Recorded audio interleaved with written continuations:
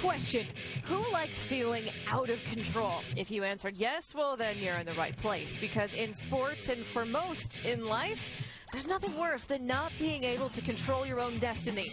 And that, in a nutshell, is Talladega. No one has control.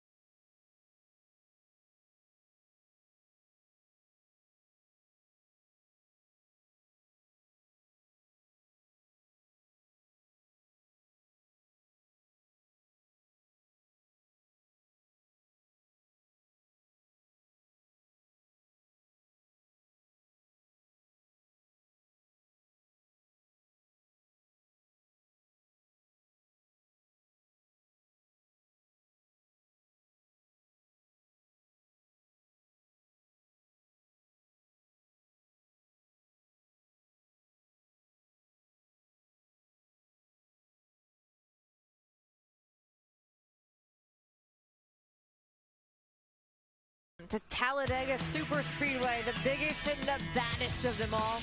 And welcome to NASCAR Sprint Cup Series Countdown presented by Tire Rack. There is a promise that comes with the end of this 10-week run called the Chase to the NASCAR Sprint Cup. And it's that one driver will hoist a trophy and be given the name champion. But to do that, you have to survive this 2.66 miles 188 times over. Let's go down to pit road. Over the last 5 years, the eventual champion never won this race at Talladega. He simply went into survival mode and finished the race. Two of those drivers being Tony Stewart and Jimmy Johnson. Stewart has one top 15 finish in the last 7 races. Today could seal his fate, good or bad. Jimmy Johnson, he has 8 DNFs, the most at any track. He knows today he must stay out of trouble, finish the race if he wants to keep Brad Keselowski in his sights. As Johnson and Stewart have proven, it takes more than survival to win the chase. You must peak at the perfect time, something Brad Keselowski appears to be doing right now. Masterfully, he used the regular season to build momentum. And since the chase started, no one has been stronger. With victories in 2 of the first 3 chase races, Keselowski is the championship leader. But can he maintain that momentum in Talladega? Well, he does have 2 victories here, including one earlier this season. Talladega is well known as the wild card of the chase. And the man who's been able to pull that ace out of his sleeve each of the past 2 chase races here at Dega is Clint Bowyer. Bowyer says that Talladega is the one track that can make all the difference in the chase, the difference between championship and heartbreak. Bowyer needs to master the chaos and pull one more ace from his sleeve. His championship hopes depend on it.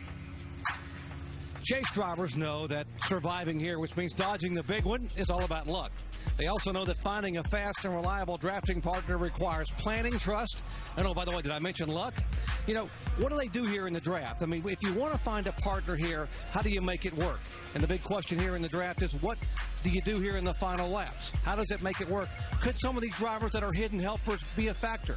How about Trevor Baynes Ford, Casey Mears Toyota, or maybe the Chevys of Regan Smith or Joe Nemechek?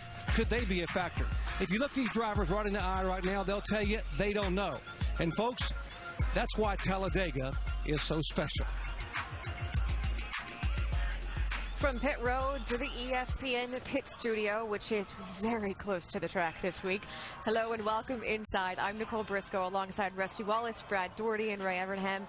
You know, when I think of this track, when I look at this race, I think of it as one big giant question mark because I know what to expect. I just have no idea how it's actually going to happen. Well, I can tell you one thing. This is not like another track. Look, this is a 4th different track now that we've run since the chase has started. And I will tell you, these guys have come in this race and they're scared. I mean, you just better believe what I'm telling you, because you don't know what's going to happen right here. This place is fast. You can get yourself ate up in a lot of wrecks. People are scared when they come here. Another thing, if you go to any driver, Nicole and Brad and Ray, and say, hey, will you take a top 10? Would you be happy with that to leave Talladega with? I will promise you'll say, heck yeah, man, sign me up. I'll just go home. I'm going to go on to Charlotte. You're absolutely right. And we talked about Dover last week because it's an intimidating racetrack. And as I went through the garage and talked to the drivers, even though some of them don't finish very well there, they all love driving that racetrack because it's fun. You go through the garage and talk to these guys about racing at Talladega because of the unknowns and so much being out of their control. A lot of guys don't like coming here. So you better have your mind fixed on doing your job and being prepared to race at Talladega. When I tell you, people go, what's on your mind when you come to Talladega? I don't know what's on your mind. I tell you what's on your heart. I still have anxiety from being a crew chief. I mean, this place, going through inspection here, oh my God, you got to fight for every little thing because it makes a difference with that restrictor plate. They take away so much horsepower, your height, your aerodynamics, everything. And if you get too close to that line, whack. Some of the biggest fines in history might have come at Talladega and Daytona, you know what I'm saying? You did. And then there's that one thing that you cannot get your way through in tech. It's like what Doc said. You have to have luck. And you can't buy that. Right. Yeah. When we come back, lots to talk about this afternoon, including this. Danger at Talladega. It is around every single corner on this very big track. The big one. It can happen anywhere at any time. Nobody's safe. And Tony Stewart won 5 of 10 chase races last year. This year, Brad Keselowski has won 2 of the first 3. Can he keep it going? And does he have it?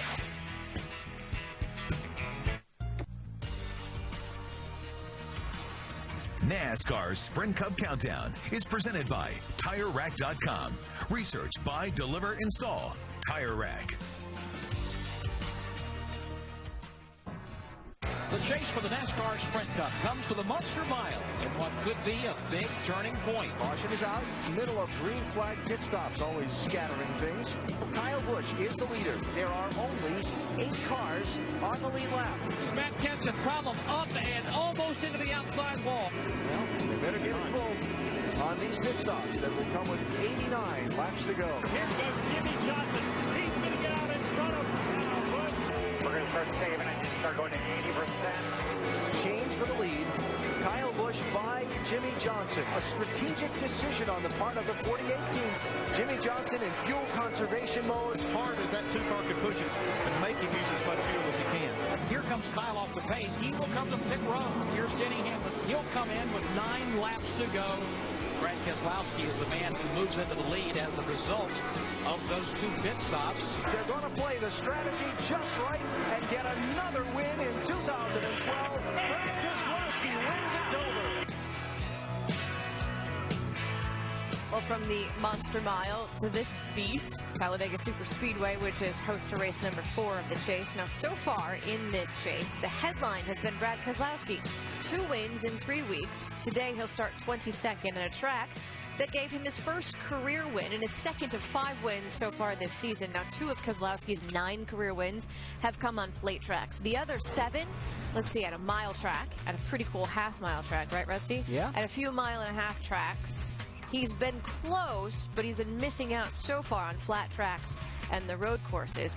But I do like what his spotter, Joey Meyer, has said after the wins so far in the chase. He said, yep, we're getting wins, but we don't yet have victory, because victory is what comes in Miami with the championship. Does Brad Keselowski have it? Does he have that ability to carry this team to victory in Miami? He has it, but I've got a concern. And my only concern is that he's so young, and the combination of Roger Penske and him and Paul Wolfe is so young. You know, Penske's a talented owner. He's a IndyCar champion, but he's not a NASCAR champion yet. And so my only concern is, does the team have enough veteran feel around it to go ahead and win a championship? My gut tells me no, but the performance is there. He's won races and stuff, which should tell me yes. But I'm going to say it's not enough yet to win a championship. You're basing that on inexperience, and I think that's a very valid argument. But as I look at it, I look at Brad Keselowski. and crew chief Paul Wolf as one. When you think about the great combinations, you think about Ray Evernham, Jeff Gordon, Barry Dotson, Rusty Wallace, Todd Parrott, Dale Earnhardt, and Chad Knaus, Jimmy Johnson. Todd Parrott, Dale Jarrett. The other Dale. Yeah. You start thinking about how they worked as one unit, and I think that's what Brad Keselowski and Paul Wolf have. In today's element with these race cars, they're so engineering driven that you have to have a crew chief that's really, really smart and can help you define what's going on that racetrack. You have to be able to understand the metrology of these cars, and I think that's where Paul Wolf steps in and helps Brad Keselowski be better. So are you saying that Brad Keselowski's is actually his crew chief? I think it's a combination of the crew chief and Brad. I think that's what makes Brad the whole that he is. I think it's the combination of Paul Wolf and Brad Keselowski. It's what Ray has been saying all along, that their team IQ is what gives them an edge. Sure. Yeah, and Brad made a good statement the other day. You call it the combination maximizes talent, and I think that's what we see. Brad reminds me a lot of Alan Kulwicki. He's a thinking driver out on the racetrack. You know, it's really hard to get one driver to give a compliment to another driver, but I happened to be talking to a well-known driver the other day, and he said, yeah, you know, not only is Brad a good driver, but what is really neat about him is that he can keep track of so many things in the car. He can be thinking about so many different things, what he needs for tires, what he needs for setup, but what are the rules pushing the, you know, coming out on the track or getting to pit road, being on the edge of those rules. You know, one thing I do like that Keselowski is at that race shop a lot, working with the team and hanging out with Paul Wolf, going to lunch with those guys, kind of intermingling. He's really into all that. What has been interesting, too, is to watch how the perception of Brad Keselowski has changed, not just over the last few weeks, but over the last year or so. Yes, he keeps on track of all the issues. He talks a lot on Twitter. But how do you think he's perceived in the garage, not just as the talker, but as the driver, too? Well, I was having dinner one night with Clint Boyer, and we were talking about Brad. And Clint just said, he says, you know, all the talking that Brad does, no one pays any attention to that. But I'm going to tell you what, this young man can drive that race car. And I think that's what's interesting. Brad has come out of his shell. He's become more of an extrovert, going on and on. He can drive the wheels off that race car. Nobody really cares what he's talking about. They watch him behind that wheel. But at the end of the day, well, it's good for us. Right, exactly. But all that matters is what you do on the racetrack, at least in terms of your career. Yeah. Well, it is. You know, when they put that checkered flag up, it doesn't matter what you do or what you say. You know, when it's up, it's up. That's right. What do you think? How has his perception changed in the garage? I think they really appreciate what he does behind the wheel. I don't think they listen to him a lot. They really don't. I mean, if you look at the people they listen to are Jeff Gordon, Jimmy Johnson, guys like that, the veteran drivers that have been around for a long time. They're drivers who won championships. Yeah, they just, when they think about Brad, they go, oh, man, that guy's wide open. He's really good. He's a thinker and all that stuff. But that's about all they're doing. You know, I even had some people call him white noise. I mean, I wouldn't go that far and say that, but it's been said. What's interesting is you just mentioned drivers that are given the respect because they'd won a championship. If Brad Keselowski hangs on to win this championship, maybe all of a sudden people will be listening to him because he's won a title and he's no longer white noise. Yeah, I agree with that. It gives him the platform to talk and to be heard, and for us to take him more serious when it comes to the condition or the state of the sport. So we understand that, but we want to see Brad Keselowski do what he does best. That's wheel that race car. And he's planning on winning it. You know, he that's does. What I like the confidence that team has. Like they are. Did you see how he was dressed? They are planning on winning it. And I'll tell you one thing you got to respect about him. I mean, he is driving for one of the smartest men in the world, Roger Penske. The guy's respected by everybody in the country that I know of. And if Roger Penske has hired that guy to drive his car, that pretty well legitimizes that driver. That means that, you know, Roger thinks that guy needs to be heard and not white noise. Let us know what you think. You can join our conversation on Brad's favorite venue of communication, the Twitter. Use our hashtag at NASCARESPN, our handle at NASCARESPN, the hashtag Pit Studio. And while you're at it, tweet us your seat. We want to see where and how you're watching the race today. I want to see where they're at, because if they're close to concession stand, they're going to give me a hot dog and a soda. There you go. Run it down to the pit studio. You know, one of the other things, too, it's cool at this track is it's a little bit of a tradition. Normally this race is closer to Halloween, so in the coach lot they do a little bit of trick-or-treating, a little bit of a costume contest. Meet Greg Biffle's little piggy. Now that's cute. Emma, she won the Halloween contest. And when we come back, more on the baby boom in the NASCAR garage. I think there was a time when a lot of drivers were like, having a child is going to take away that edge, or it's going to make people perceive me as being soft. Plus, why this race is hardest on those who even have less control than the drivers. We're talking about their families. Yes, Brad, you are wearing a costume. I got mine on. Have you guys taking a good look at where this studio is at? In NASCAR, first names take a back seat. It's the last name that resonates in this sport. The mere mention of a great NASCAR name says so much, all on its own. It reveals history, tradition, and expectations. But most of all, a great last name identifies you as the most important kind of racer there is. Not just a member of your family, but a member of all our families. So if you think we've been showing a lot of kids on pit road lately, you're not actually imagining it. We are. That's because in the last few years, there's been like a baby boom in the NASCAR garage. There are now 2 little Gordons running around. Matt Kenseth and Ryan Newman now have 2 little girls. Greg Biffle has 1. Don't forget about Jimmy Johnson's daughter. Carl Edwards now has 2 kids. And see, let's say Eric Almirola and Kevin Harvick are probably the 2 newest dads to enter into this daddyhood thing. It's a baby boom. No wonder why they call it the NASCAR family. It's kind of fun, you know, to see the changing landscape. Every week is something new. When I first came to Cup racing, there was a lot of guys that had a lot of kids around and a lot of families around. Then we kind of went through that period for, I don't know, 6 to 8 years where it seemed like there was almost no kids around. That generation pretty much grew up and there was really no babies or toddlers around.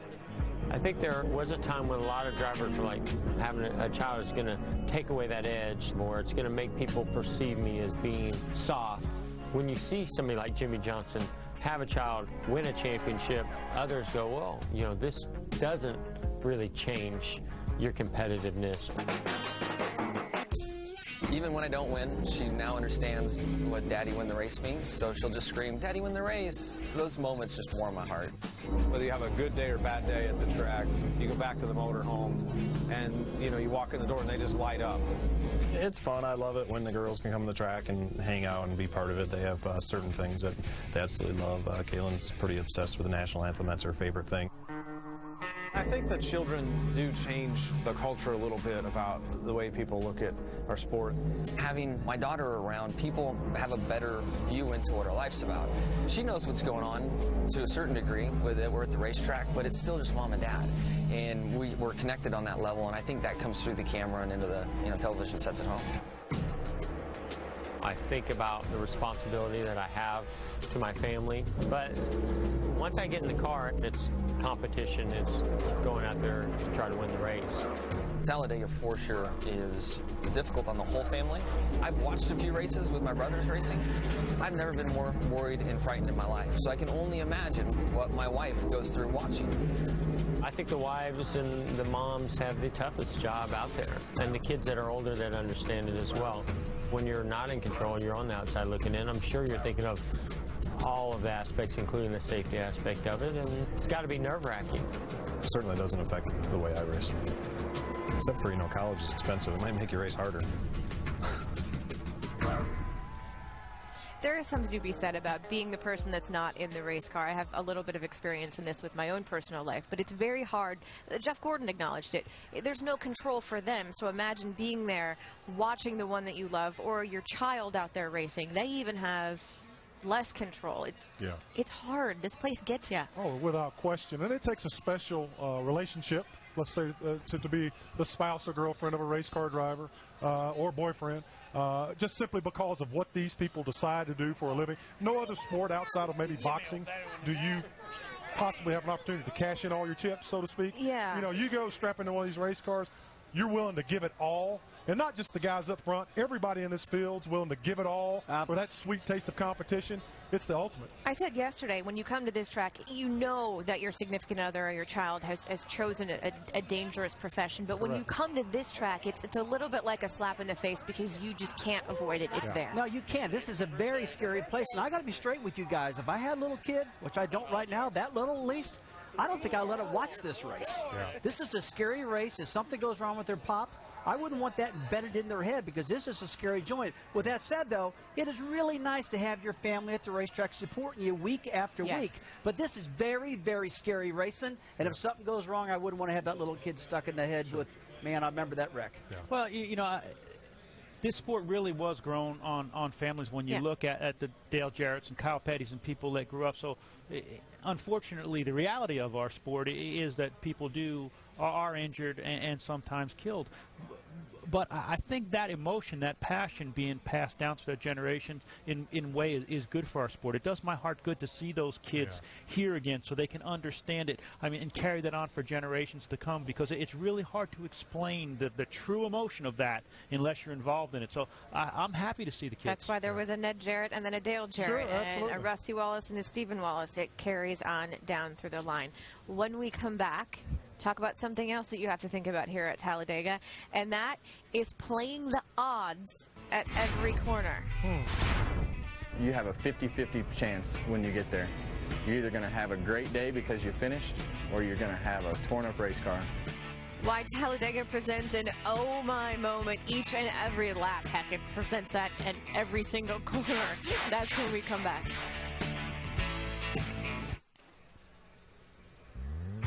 Welcome back to Talladega Super Speedway, and welcome back to NASCAR Sprint Cup Series Countdown presented by Tire Rack. We are about to go green on the 30th race of the 2012 season, which means it's race 4 of the chase to get that trophy. 188 laps today, 500 miles, 43 drivers, but really only one question mark, and that's because at this track it doesn't matter who you are. Just about anything can happen at any time. The moment you first see Talladega emerge from the campfire smoke, one fact becomes crystal clear. Clear. Your crystal ball is not. You have a 50-50 chance when you get there. You're either going to have a great day because you finished, or you're going to have a torn-up race car. From the cockpit, Talladega doesn't look like a racetrack at all. It looks like a roulette wheel. It's always like playing Russian roulette. You're sitting there not knowing when it's going to happen, but you know it's going to happen, the big one. Oh, no, trouble! It can happen anywhere at any time. Nobody's safe. You have to be okay with other people crashing and taking you with them. Like, it's just part of it, and you know it's coming. That's just part of Talladega. With every lap that passes, that sense of danger intensifies. No trouble further back! Every twitch, every bump, every scrape. Guys get too close, somebody swerves at somebody else or doesn't know somebody's there. You've got these guys that run one-off races that have an opportunity to win, and they get up towards the front of the field and drive like jerks. Somebody being over-aggressive, pushing the issue.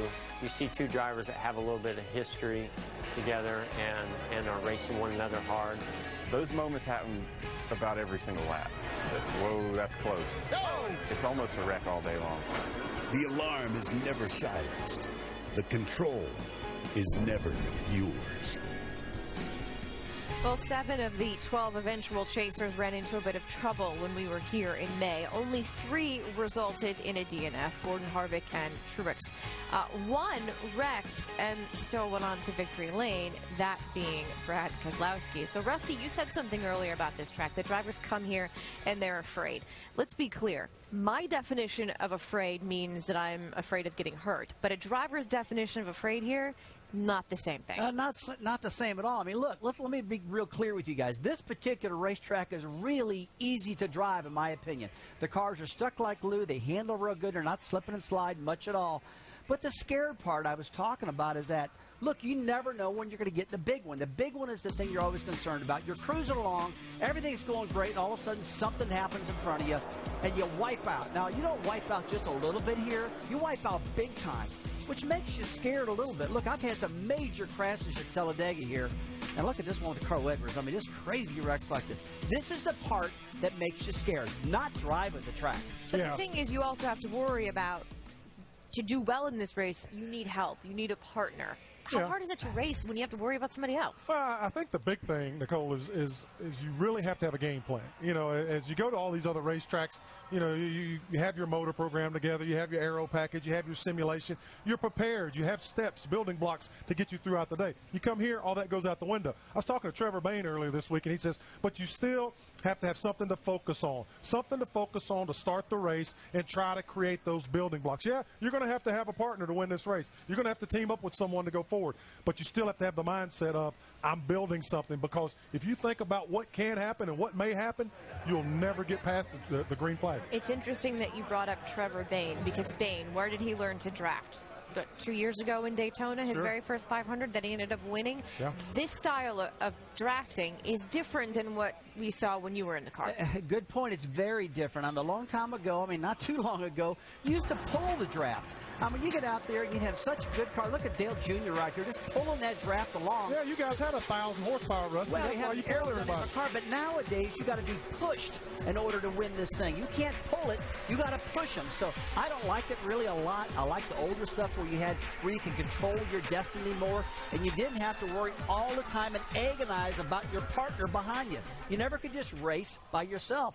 Now, before you could race by yourself, now it's about, hope I'm okay with that guy behind me. I got to look at my mirror, and I got to make sure he's okay. I got to look after him. I get tired of looking after everybody else. Well, it's a good thing you didn't have to race that way then. Yeah, that's right. I think that's just the product of the new car. It's just it's a different aerodynamic package. It's a different engine package, and these cars, the guys found out through evolution, Rusty, and it might have worked when you guys were running if you could stay bumper to bumper. You used to call it bump drafting. Yeah, but these guys stay hooked up now because they can run the cars hotter. It's produced a different racing. It's a little bit of that was then, this is now. Speaking of now, what happened to your Cowboys last Monday night? I'm off the bandwagon. Jumping onto a new bandwagon. Coverage of Monday Night Football continues this week. Tomorrow night, first at 6:30, it's Monday Night Countdown served by Applebee's. Then at 8:30, the undefeated Texans and Arian Foster take on Mark Sanchez and the Jets. Go figure. It's Monday Night Football. Texans-Jets tomorrow, 8:30 on ESPN. And when we come back, I like the St. Louis Cardinals. One driver who's won here the last 2 straight fall races, and then another driver who has never won on a plate track. Clint Boyer and Casey Kane join us live next. Have you all taken a good look at where this pit studio is sitting? Talk about being afraid. That is you. The rolling hills of eastern Alabama are a peaceful place. Green and serene. But tucked in along that calm countryside hides a beast. For a weekend, it emerges. The people converge to cheer the beast and those who challenge it. It's time to change the landscape. It's time for Talladega. Clint Boyer says this race could win the championship for someone, and we know this. It could certainly mess it up for a few. In the last 4 years, at least 7 chase drivers have been caught up in incidents here, and last year, those 7 finished 25th or worse. Clint Boyer was not one of those 7, A, because he was not in the chase a season ago, and B, because Vince, he was standing in victory lane. He has won here twice before. In fact, this race each of the last 2 years. In hindsight of those 2 victories, what was the key factor or factors that took you to victory lane? Oh, man. It was, it was a whole different day back then. There was 2 cars working together, communicating through that, and it was fun. I really liked that part of it. I thought you could bring something to the table and perfect your communication, which Burton and I did a pretty good job of. But now it's a whole new recipe to get the win. And just still, you got to be able to put yourself in that right situation, weather the storm, just like anybody else. And that's hard to do. You hear us all say, we got to get through the wrecks. Well, you're like, well, duh, go to the back or do something, get in front of it. But avoiding that wreck, and then at the end of it, somehow, some way, not only getting yourself in position, what that means is getting yourself around the fast cars, getting yourself surrounded with the right cars to get you that right push, and when that opportunity, presents itself, take it. Well, how big it would be if Clint Boyer could do it again, just like that. It's easy, duh. JB. And Denny Hamlin said on Friday, to race here in the chase race in the fall can either be a blessing or a burden, considering your position in the points. How do you view today? Well, I'm kind of in between. You're going to have a mixed bag of guys that are trying to protect points, guys that are trying to make up points, and guys that don't care about points. So it's going to be a lot of fun. I think it's going to be a wild race for those reasons. And so, you just hope you're on the right end of the deal. But, there's no perfect strategy at these races. That's why it's, no one has a good average finish at these tracks. It's just too hard to consistently finish well. So we're going to just try to be on the lucky end of it, and hopefully our strategy works out okay. Denny Hamlin looking for his first restrictor plate race win. Doc? Yeah, some drivers say there really isn't any strategy here. The draft is a big equalizer, and they don't have a lot of control over what's going on. But Casey Kane is the Coors Light Pole Award winner today, and someone still in striking distance of this championship. You got to have some semblance of a game plan. So what do you do?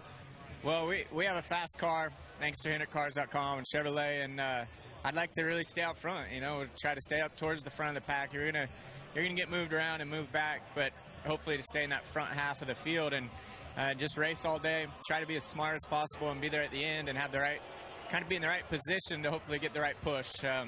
But you never know. This place, so it changes in a heartbeat here. So we'll see what happens. But I feel really good about our car and our chances today. Hey, thanks for your time and good luck today. All right, thanks. Casey Kane. Nicole? I've heard the phrase game plan come up a few times. So, Ray, where do you want to be? Do you want to stay out front like Casey wants to, or do you want to fall back and ride it out in the back? Well, who did Casey used to drive for? You know? You? Yeah. Well, if I built the car fast enough to be up front, I want it to be up front. I know they're going to get shuffled back. They get shuffled back, get back to the front, try and stay in that top 6 or 8, make some friends on the way up through, make sure you don't make anybody mad, throw $100 bills out the window if you have to, so that you get a friend when it's time. Well, that's the thing. We talked about teammates earlier, and in this situation, we're not necessarily literally talking about teammates, but who do you want to be your friend in this one? Do you want it to be the guy that you're running against in the championship, or do you want it to be the random guy that you just actually like? No, I'm going to go with the teammate first. I mean, the teammate's the guy I got to take a look at. He's the one I'm going to be talking with. He's the one that's part of the team. So I'm definitely going to try to work with my teammate, no doubt about that. But if I can't work with my teammate, I'm going to try to find a buddy. I'm going to try to find somebody that I really get along with, that I trust on the track, off the track. But if that doesn't work, I'm going to go to the manufacturer. If I'm driving a Chevrolet, I'm going to go to a Chevrolet driver, because I'll tell you what, at the end of the race, if a Chevy driver's helping a Ford guy, that really makes the manufacturers mad. Yeah, that does. But, and I talked to Tony Stewart about it, and Tony said, the reality of it is I want to win the race. So I'm going to draft with the enemy if I have to. It doesn't matter. I want to get to the front. However I get there, I want to win this race. You're going to have to go with someone. There are a few other things to keep in mind when you're watching this race today. This is the last race in the 78 car for Regan Smith. It's also the last race in the 51 car for Kurt Busch. Kurt will go to the 78 next week. And in Charlotte, guess who's also moving to the 51? Who's that? Regan Smith. Oh, imagine that. Now, James Finch, the owner of Phoenix Racing, said that he met with A.J. Allmendinger this weekend. Allmendinger has been here at the track.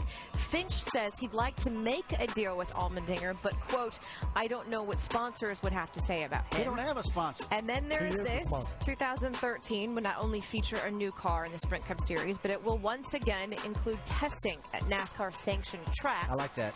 And say goodbye to the top 35 rule. Brad, I know you as a team owner are not a fan. No, I'm not, simply because being a middle-tier team owner myself and Bob Germain and the Furniture Row guys, the opportunity to have that guaranteed starting spot when you go to Daytona, it enables you the ability to go out and to get sponsorship and sell that race. But there are still provisionals. Well, we have to see how the provisionals fall. If you have a bad day, something happens, maybe you don't have the opportunity to take advantage of that provisional. These races are sold upon the opportunity given to the sponsor. And if they know they're in the Daytona 500, that's a big deal. We don't have shared resources in this sport. You're an independent contractor, so any guarantee you can have in this sport, I think is a good thing. Race fans, as we move on, here's something for you. Check out NASCAR.com/RaceBuddy to watch coverage live from Talladega Superspeedway. Follow your favorite drivers for free with 8 live camera views. And awesome. When we come back, the two drivers who have combined to win 8 championships and 7 straight. But here's the thing. Those champions have never actually won this race. Oh, and then a little segment we like to call Put a Fork in 'em. Oh, boy. We ask the question, who is done after Dover? We bust out the forks when we come back. Let's get it on. Brad's on a mission. Let's get it on. Look where our pit studio is at, man.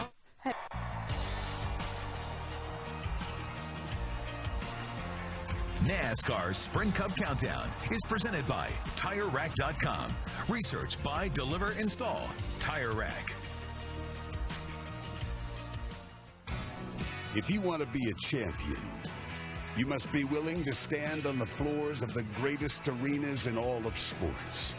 Coliseums, both legendary and legendarily terrifying. Big houses, ready to unleash fire, ice, and even monsters. The champion will find a way to survive. no matter how scared he might be. Well, it certainly is a big race. It's also a pretty big place, and it could also be a big swing race. Now, under the old point system, Jimmy Johnson, on 3 occasions, used this race to increase his point lead in the championship by 62 in 2008, 66 in 2009, and 8 in 2010. Now, last year, under this new point system, Tony Stewart closed the gap on the leader. They didn't win this race, but those two have combined to win 7 straight championships. Not a bad thing. This could, though, be a trouble spot for one of those previous champions, Jimmy Johnson, Brad. He hasn't finished great on restrictor plate tracks this year. No better than 35th in the first 3. Yeah, but it's not because of his performance. It's because of the situations. And that's a great point. But I kind of throw it out the window. If Jimmy Johnson gets up front, he stays up front throughout the day, he is fast enough in all of these restricted plate races to win the race. So I don't really look into that number. I don't look at that number either, Brad. I totally agree with you. Johnson is really fast on restricted plates. He knows how to win on the restricted plate tracks. And every now and then you get caught up in a wreck and it shows a bad number. Circumstances. And people like us say, look at the number. It was terrible, but that's not how he was running. But you know what? The odds are in his favor. He's had 3 bad ones in a row. It's all done. Well, let's talk to the guy who won a plate race in the summer. That would be Tony Stewart, who's standing by with Jamie Little. Well, Tony, there's so many different agendas. You hear all these chasers say, if we're at the top of the points, we're settling back and being conservative. If we're at the back, we're going for it. You're 5th in points. How do you approach today? Well, it's still 188 laps. It's a long 500-mile race here, and it's, it's just a chess match. I mean, you want to get up there and you want to get a point to lead a lap. You'd love to get another point for leading the most laps, but you just got to put yourself in a good position. And if it looks like everybody's calm and you can get to the front and stay there, that's where you want to be. But if it looks like things are getting a little sketchy, you gotta be a little conservative. So and that changes as the race goes on too. So you kind of have to analyze what you're seeing and make your assessment from there each lap. Well, you did it, and you did it perfect in Daytona in July, and you brought that same car back. Is that any indication of what we'll see today? I hope so. I mean, I think qualifying was a good sign. I mean, we qualified, I think, 2nd at Daytona with that car and had to start at the back, but, qualified in the top 4 here. So it's definitely got speed. It's just a matter of, getting it in the right position late in the race to where we can make that charge at the end. All right, like you mentioned, he's starting up front, 4th. Let's go to Mike. And, Jimmy Johnson is with me now, and let's face it, let's be honest, restrictor plate tracks haven't been necessarily kind to you in 2012. That said, how do you approach today? We just go racing. I mean, plate races take their toll on any and all teams, and this year we've had more bad luck than we would, want to have. So we're choosing to look at it that we got all of our bad luck out of the way, and we're going to have an awesome day today. As we know, when you come to these places, you need a lot of help. I know you're going to depend on your teammates, but in all reality, those teammates are trying to beat you in this chase. They need you to have some bad luck. That said, can you count on them today? Well, I mean, within reason, the thing that's changed a lot is that the tandem push isn't as useful as it once was. It still is, but we can't do it because of the rules. So pack racing, it's so tough to buddy up with someone to make that work lap after lap. So it really is every man for themselves right now. And if I can work with a teammate, I will, but it really depends on who lines up in your row and who you're around at the end of this thing. Good luck today. Thank you. Jimmy Johnson, his average finish so far in the chase, 2.6. Matches his best start to a chase ever. Now, obviously, they were on a car and they were moving, so it's a little bit colder. But we do need to point out, so the high yesterday in Talladega was about 80. Today, we might hit 65. Maybe. The cooler temperature, how will that affect what we see today? Well, at most places we're talking about the track and the handling. Here it's really not going to be a handling issue. A couple of things it'll affect. It'll give them a little bit more time. We talk about cooling here, so it may make the difference of a lap or two for somebody to push, which could be critical at the end of the race. Another thing we used to be really worried about, if we saw a big temperature drop like that with an impound race where we couldn't work on the car, we'd be scared to death about the motors. Spoke to Scott Maxim last night, the engine tuner at Hendrick Motorsports, and he said with the new electronic fuel injection, it handles it. He was pretty relaxed, so they've got it. Big thing, how long can they push? I think the weather will have a bigger factor on that. I tell you, that's one thing I like what you just said there, Ray, about how long can you push, because the fans at home and myself are always watching. Every time you get hooked up, it's a matter of time before you got to get out of line and cool that car down a little bit. Now, with this cold temperature outside, hey, those guys at the end of the race, they might be able to stay hooked up for a long time. That's really going to determine the outcome, who might win this race, how long they can stay hooked up. Yeah, I talked to John Dysinger, who's the head engine builder over at Triad earlier this week, and we were talking about the cooling. Just like I say, the EFI stuff has eliminated a lot of those processes. So the engine tuners and the engine builders get to sleep a little more comfortably at night, no matter they what. They were relaxed. When I was relaxed. So, I love it. Last week we introduced this new segment called Put a Fork in Him. Just like that. Basically, we're asking, is a driver done? That's been Brad's faith all season. Done. Here are the rules. One of these three. They each get their own fork. When a driver receives 3 forks from all 3 of our analysts, they are done. Now, last week, Happy Forker over here, he took out pretty much everyone, but we all eliminated Kevin Harvick and Matt Kenseth. Why? Yeah, I mean, both of those guys have really struggled. We see Matt Kenseth as a lame duck driver. Yep.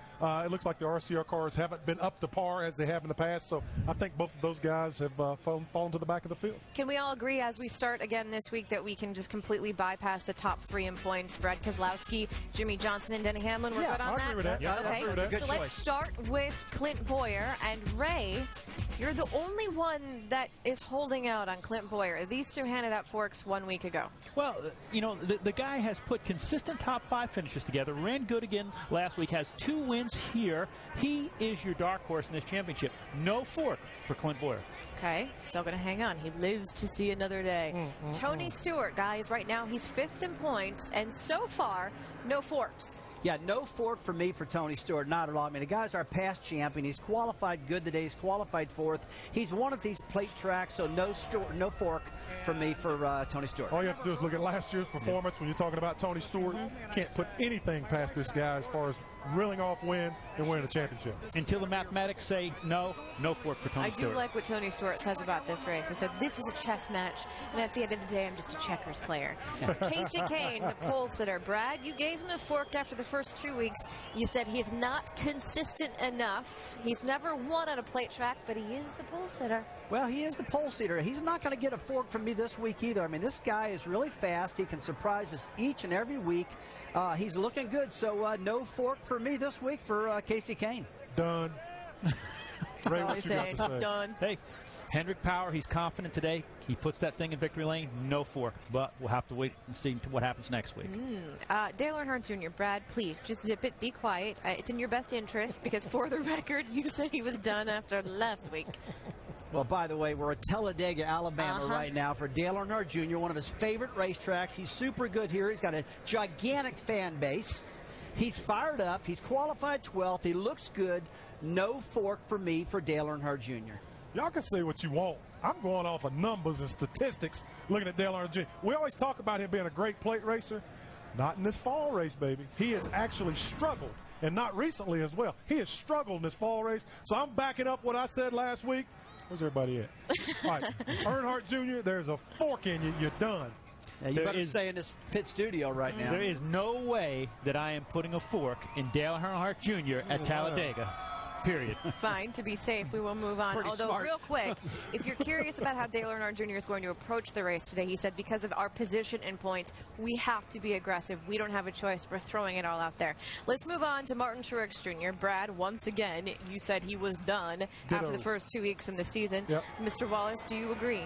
I do agree. He is done right now. And look, he's really fast. There's no doubt about that. But he is so doggone inconsistent and can't seem like he can close the deal. Every now and then you see him fly up there and lead all the laps and gets it done. And then the next week he just goes nowhere. So a fork for Martin Truex Jr. I hate to do that, but I got to. Brad, say it with me. He's done. He's on the verge, but he can't get the horse to the barn. You done, Martin. Well, the mad forker next to me has been hovering with a fork over everybody, and I don't want to do this because I'm another New Jersey guy, but Martin's had a great season, but based on last week's finish, I've got a Brad. Done. Done. All He's right. out of here. Moving on, another guy, Jeff Gordon. Oh, For the record, here we Brad go. said he was done before the chase even began. But look at him now. What do you think, Rusty? I cannot put a fork in him right now because he's got so doggone many second-place finishes. He's second everything to death. He's looking really, really good, and the guy just won't go away, so I can't do it. He's really good at the restrictor plates, too, so No fork for Jeff Gordon. I'm going to stay with him. He's almost second to last, too, in the points right now. Yeah, but look at how he's run the last couple of weeks. He's done, man. He can't do it. He may win today. He's still got too much. Look, man, he's got too far to go. That's your opinion. Jeff is done. That's your opinion. He's not done yet. That's my story, and I'm sticking to it, okay? He's done, man. No way. These guys have a plan. They're chipping away at it. More top 3 finishes in a row than anybody else. And that's your pick to win the championship as well. Jeff Gordon. Moving on, last but not least, and Rusty, when we hit Greg Biffle, I want to point out that you are the only holdout on him. Well, guess what? He just got a fork out of me just now. Oh, he's done. He's done. He is done. Another guy too inconsistent. Led to points all year long, and all of a sudden something happened. Wheels fell off the wagon.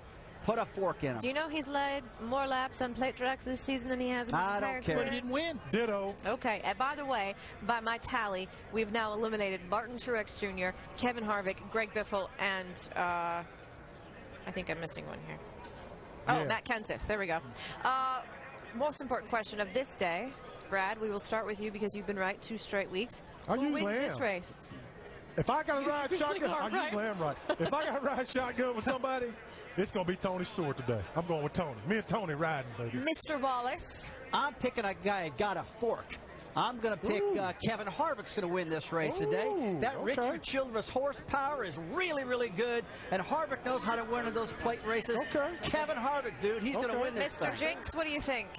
And yes, I know. I'm not trying to jinx him, but 6 wins here. Hendrick Power, Reginald. I'm going with Jeff Gordon. He had wins since 2007.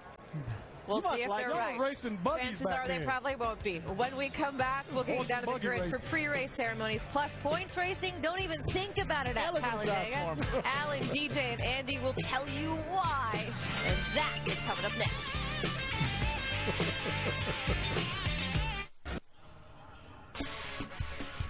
An overcast, blustery, and somewhat chilly October day as we get set to go with race 4 in the chase for the NASCAR Sprint Cup at Talladega Superspeedway in Alabama. The mile-long grandstand beginning to fill with fans who come from far and wide to see the unique racing that the world's fastest speedway creates.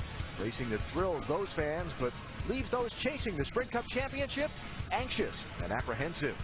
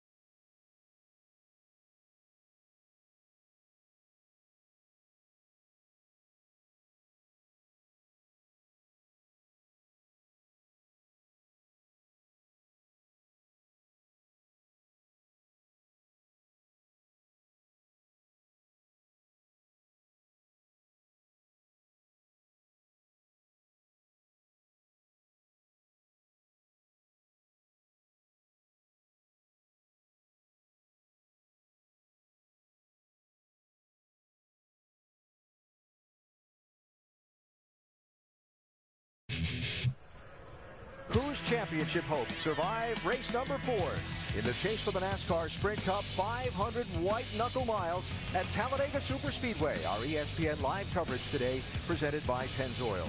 This track that opened in 1969 on the site of an old World War II airfield was envisioned by its founder, Bill France Sr., as the biggest, fastest oval track anywhere.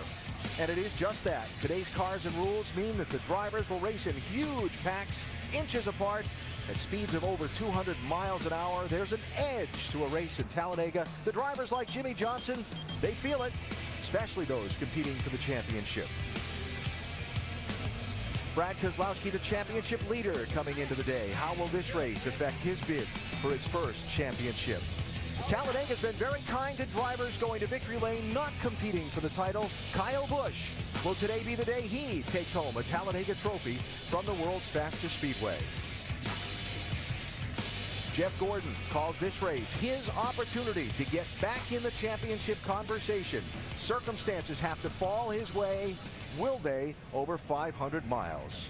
Before the start, we go trackside for the opening ceremony. Ladies and gentlemen, please rise and remove your hats as the Alabama Army National Guard presents our nation's colors. Please remain standing as Billy Irvin, Alabama Raceway Ministries volunteer and Director of Ministry Relations with Faith Radio in Montgomery, Alabama, offers today's invocation. Father in heaven, this is a day that you have made. We want to rejoice and be glad in it. Lord, thank you for the downpour of your love for each person here. We ask for your protection for these competitors and these fans and these officials. And Lord, I pray that you would give strength and wisdom to our military defending us around the world. First, in the powerful name of Jesus Christ, our Savior, we pray. Amen. Race fans, please remain standing as Ray Lynn, Republic Nashville recording artist, performs our national anthem. Oh, say, can you see by the dawn's early light what so proudly we hailed at the twilight's last gleaming, whose broad stripes and bright stars through the perilous fight, oh, the ramparts we watched were so gallantly streaming, and the rockets regular, the bombs bursting in air, gave proof through the night that our flag was still there. Oh, say does that star-spangled banner yet wave? Oh, the land of the free and the home of the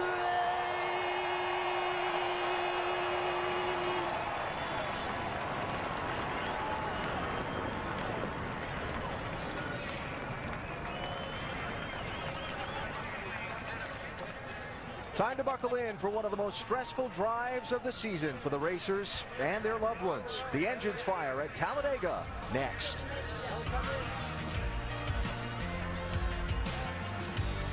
NASCAR Sprint Cup Series at Talladega is presented by Pennzoil, pursuing the latest oil technology because we love cars just as much as you do. And in part by Sprint. Say no to sharing. Say yes to Sprint with truly unlimited data. Visit sprint.com/speed. Silverstar Ultra headlights from Sylvania. Julian. Okay, man. Keep calm, stay focused, think big picture, stay conservative. Don't do anything stupid. Keep your nose clean. Think points, get those points. Man, who am I kidding? This isn't normal. This is Talladega. Talladega always wins. Well, before you add up the gain in points or assess the damage to your championship, you got to get to the finish line first at 500 miles. Much easier said than done at Talladega as we get set for race 4 in the chase. Our coverage presented by Pennzoil. Start-finish line not located in the center of the front stretch. It's down past pit lane toward turn 1. And so is our broadcast position here, so we can call the always frantic finish. Alan Bestook with two-time Talladega winning driver Dale Jarrett and Talladega winning crew chief and owner Andy Petrie. We're about to see 3 and 4 wide racing, the lead changing constantly lap after lap. Incredible action at incredible speed. Yeah, and as I look at this race, totally different being here in the booth today with great anticipation of a fun race we're about to see. But think back to not too long ago as a driver, and what these drivers are thinking about is that apprehension. And it's not the apprehension and concern of getting hurt or anything. It's just that your fate and your finish could be totally out of your hands today. And as these drivers sit in the cockpit for a long 500 miles, the thing that's on their mind most is just when is all hell going to break loose. It is, and you're on the box as an owner or crew chief, and I actually would literally count laps and saying, okay, we made it by that one. I mean, you couldn't hardly breathe till you get to the end of this thing. These cars are running so close in these big packs, and one little mistake by anybody can take you out of it. But the big payoff is that if you can make it through all that and get to the end and stay right in that pack, you got a shot to win this thing. Anybody can win at Talladega if you're there at the finish. So those championship guys, how do you think points in the context of all that? It's hard. Well, they're all thinking points. Any of the challengers are. But coming here, I think the best defense is a good offense. Go out there and race as hard as you can. Just try to stay up front. Just keep your car. Try to stay ahead of this stuff. I know it's hard to do. I really just don't know how you point race here. So a lot of build-up for the race that generally never disappoints. We got a big name to get a big race started. Let's go trackside for the command. Race fans, for the four most famous words in motorsports, please welcome today's Grand Marshal, the star of the Sony Pictures comedy Here Comes the Boom in theaters this Friday, October 12th, Kevin James. First, I'd like to say, God bless our troops. God bless America. Talladega, can I get a little noise? Gentlemen, start your engines!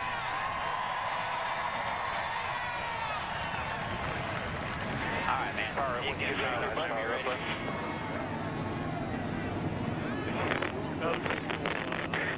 get a mistake.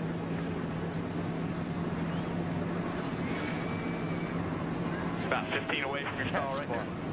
And we're ready for chase race number 4 in Talladega. You know the name Earnhardt is on a lot of winners' trophies at this racetrack.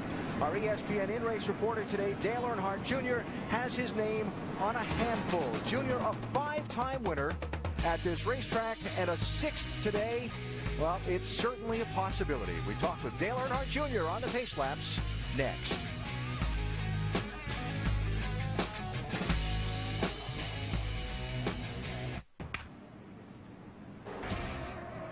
Dale Earnhardt Jr. has enjoyed great success at Talladega. There was a period where he finished first or second in 7 straight races here. He's won 5 overall, including 4 in a row, this the last of them in 2004. And if you look at the list of most wins all time at Talladega, 2 of the top 3 names are Earnhardt. Dale Sr., a 10-time winner, Jeff Gordon with 6, and today's ESPN in-race reporter, Dale Earnhardt Jr. with 5. Another trophy today would be huge for sure. Junior, our race fans just saw a graphic that said the Earnhardt family has 15 trophies, a staggering number at this racetrack. That leads us to our mailbag question from Chris in Toledo, Ohio. Says your dad was the best ever at Talladega. What was the best advice you've gotten about racing at this track? Oh, man, I don't know. You know, I just watched him for years drive the track, run races, watch him draft, side draft, and draft people and make moves, and sort of study those moves and wondering why they worked, how they worked. You can't really never understand it until you get behind the wheel of the car. Once I got behind the wheel of the car, all this stuff started making sense. So even though the packages change from time to time, the draft changes a little bit here and there, the fundamentals are always the same.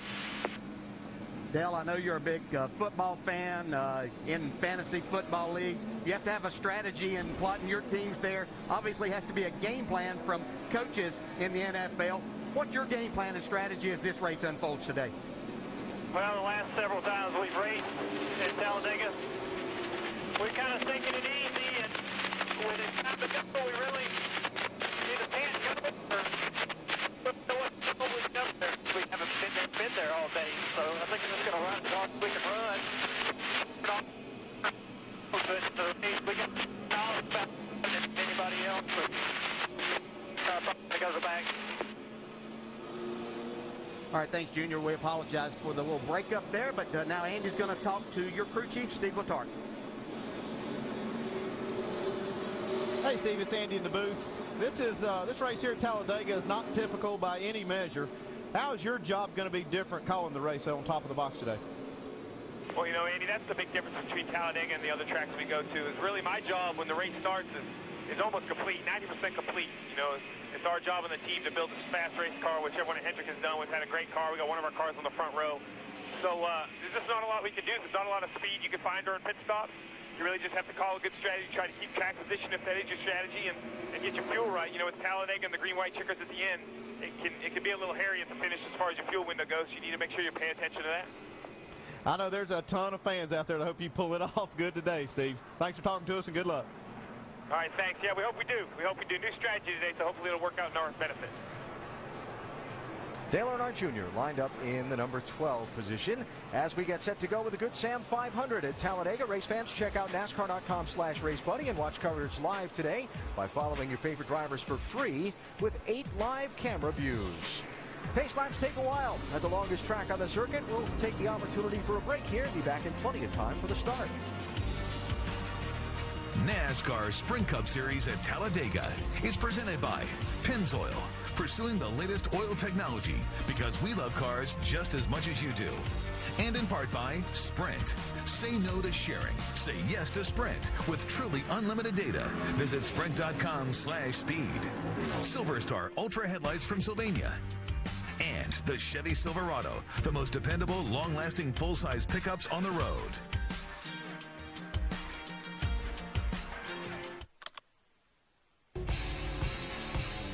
Who's that up ahead? All right, that's my teammate. Now we're cooking. He's been fast all day, and he's gonna help me, right? He owes me for that deal in Daytona. Then again, he had that other deal in Daytona. We'll get it. Man, what was I thinking? This is Talladega, and Talladega always wins. Well, what unlikely drafting partners might we see today as we get down to the finish at Talladega of race number 4 in the chase for the NASCAR Sprint Cup. The cars on the track working through the parade and pace laps, the green flag just moments away. So as we get set to start that 4th race in the chase, a quick refresher on the championship standings beginning of the day and a couple of guys you think are worth keeping an extra special eye on through the day. Well, Brad Keselowski's been so strong so far in this chase, and I think it's going to continue today. Talk to his guys down there. They are extremely confident that they're going to be fast and be the car to beat here. So I'm going to be watching for that and see if he is. Yeah, I'm going to go down to the man in that 5th spot, last year's champion, Tony Stewart. He is really, really good at these restrictor plate tracks, and he comes in here, nothing to lose. He wants to win, get maximum points here today, get himself right back in the middle of this championship battle. With a wave to his pit crew as he comes by before they come by next at high speed. Speaking of high speed, how about some high definition onboards in the high speed draft? We'll take you right in the middle of the action today with Brad Keselowski with our Dodge on board, Casey Kane from pole position with the Goodyear camera, Denny Hamlin, the fresh from Florida Gulf Seafood camera, Tony Stewart, the Mobile One on board, 2-time defending winner of this race, Clint Boyer's got our 5-hour energy on board, Jeff Gordon, the Sprint camera, Jimmy Johnson, he's got the Lowe's on board, and Dale Earnhardt Jr., our in-race reporter, with the Chevy on board. Stories from pit road before the green flag. We go to Jamie Little. Well, Jimmy Johnson hasn't been a fan of restrictor plate races as of late. Why? Well, he hasn't finished better than 20th on the last 5 races. He told me he was dreading Talladega, but his crew chief Chad Knaus is helping him change his attitude, helping him embrace today's race. They have a lot to lose. They're second in points, and today he starts mid-pack. Mike Massaro. Just how much emphasis is Clint Boyer placing on this afternoon? Well, he says this race could be the championship decider. He sits 4th in the standings, 25 points back, and knows he needs to be stellar and needs others to fail. This track offers that very combination. Today, Clint Boyer looking to celebrate his own version of Oktoberfest as he seeks his 3rd consecutive fall victory here at Talladega. To Dr. Jerry Punch. You know, Jeff Gordon sits 10th in chase standings, 48 points back. And a lot of folks said, well, his chances of a championship this year are done. But not so, says Gordon. The 6-time Talladega winner told me earlier, I've got the car to get it done today. And if I do and others get involved in the big one, then I gain 25 points. And guess what, guys? I am back in the hunt with some of my best tracks coming up. Vince Welch. Dale Earnhardt Jr.'s crew chief Steve Letarte says there's plenty of races where he has specific directions for Jr. and how they're going to attack the race. but not today. He knows Junior's one of the greatest all-time restrictor plate racers. He said, I gave him the wheel and turned him loose. Junior's not going to ride around at the back today. He wants to lead laps, put on a show, and bring home that 6th Talladega victory, Alan. All right, Vince, how will Jimmy Johnson and his team approach these 500 miles? A good race for us today, guys. Remember, one lap at a time, one lug nut at a time, one pit stop at a time, one race at a time. That's where we do this. They're about to start that one lap at a time. 2 2/3 miles around the track, so the 500 miles takes 188 laps. The pace car on pit road, remember that unique location of the start-finish line at Talladega, past the pit exit down toward turn 1, creates an extra passing opportunity for the always frantic Talladega finish. Will there be the big one? How will it affect the championship? And how many lead changes will we see today at Talladega?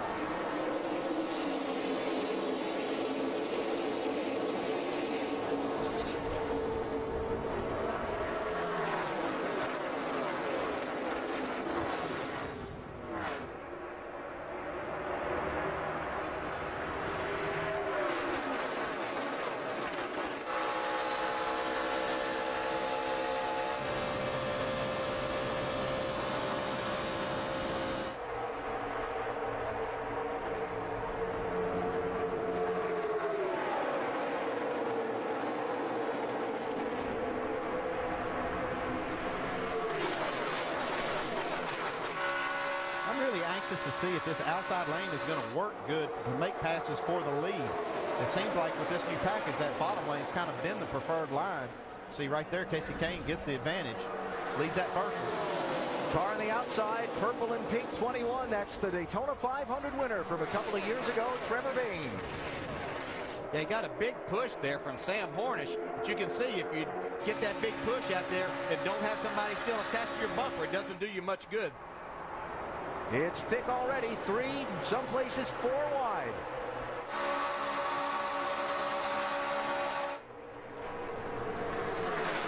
As I watched practice on Friday, then talked to a lot of these drivers, they were anticipating big packs, but there are going to be times that they're going to hook up in these 2-car drafts and be able to push by a little bit and get themselves a little bit of breathing room, but they don't want to take the chance of running these cars hot by staying there too long. They're going to have a little margin for that today because it is quite a lot cooler than it was. They may be able to do this tandem drafting for more laps than they were, say, in practice. One note while we watch the pack, Denny Hamlin has dropped all the way to the end of this group, playing the conservative strategy already. And remember that yellow line to the inside of the track at this track is out of bounds. You can't go below that line to advance your position. There's Denny Hamlin dropping all the way to the back of the field. Jimmy Johnson also way back in 36th spot. He's dropping back to the back of the field.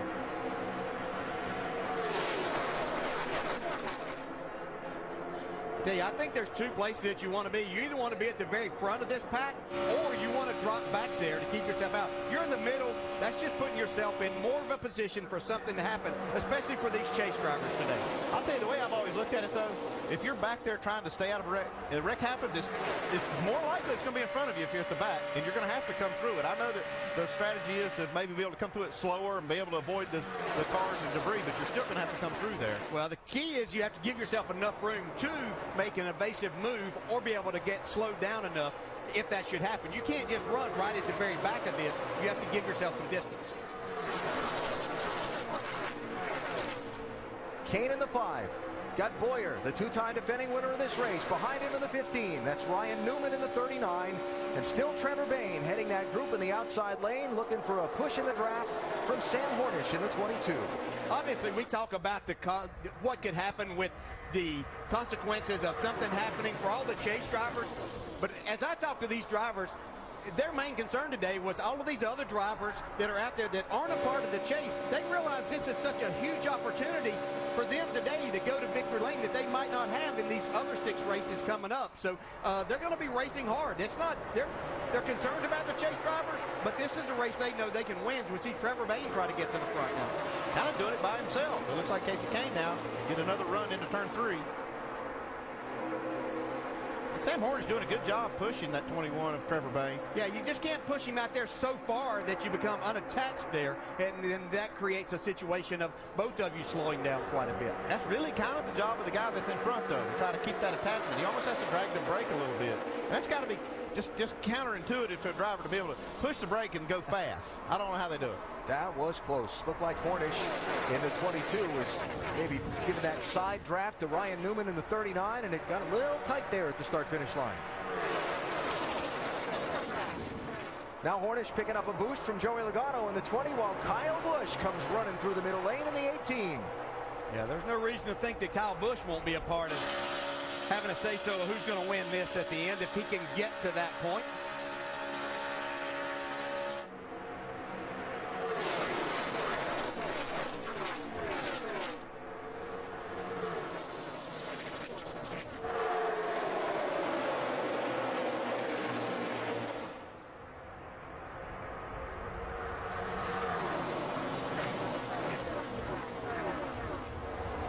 They are going so fast at this racetrack.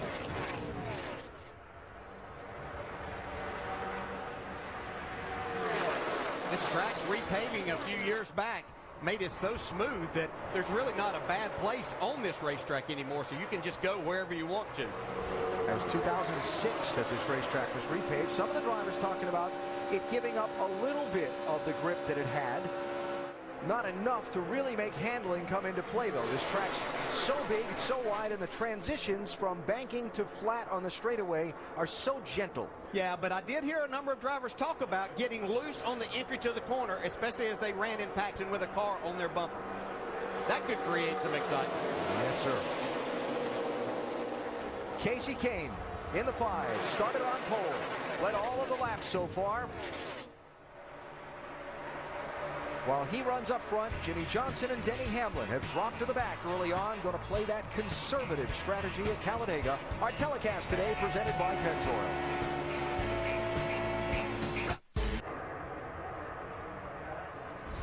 Talladega race 4 in the chase for the NASCAR Sprint Cup. Telecast presented by Pennzoil, new leader. Just as you watch them flash across the start-finish line, Trevor Bayne now squeezing in front of Casey Kane. Clint Boyer picking up a draft from Dale Earnhardt Jr. in the outside lane to make a bid for the front. Which driver do you think will take first out of this week's top 4 qualifiers? Casey Kane, Ryan Newman, Clint Boyer, or Tony Stewart? Text FAST to 34763 or go to AT&TFastestDriver.com to play. You could have a chance to win 4 Gs by playing along in today's AT&T Fastest Driver Challenge. Every week, you have a chance to make your pick and see where you stack up against the rest.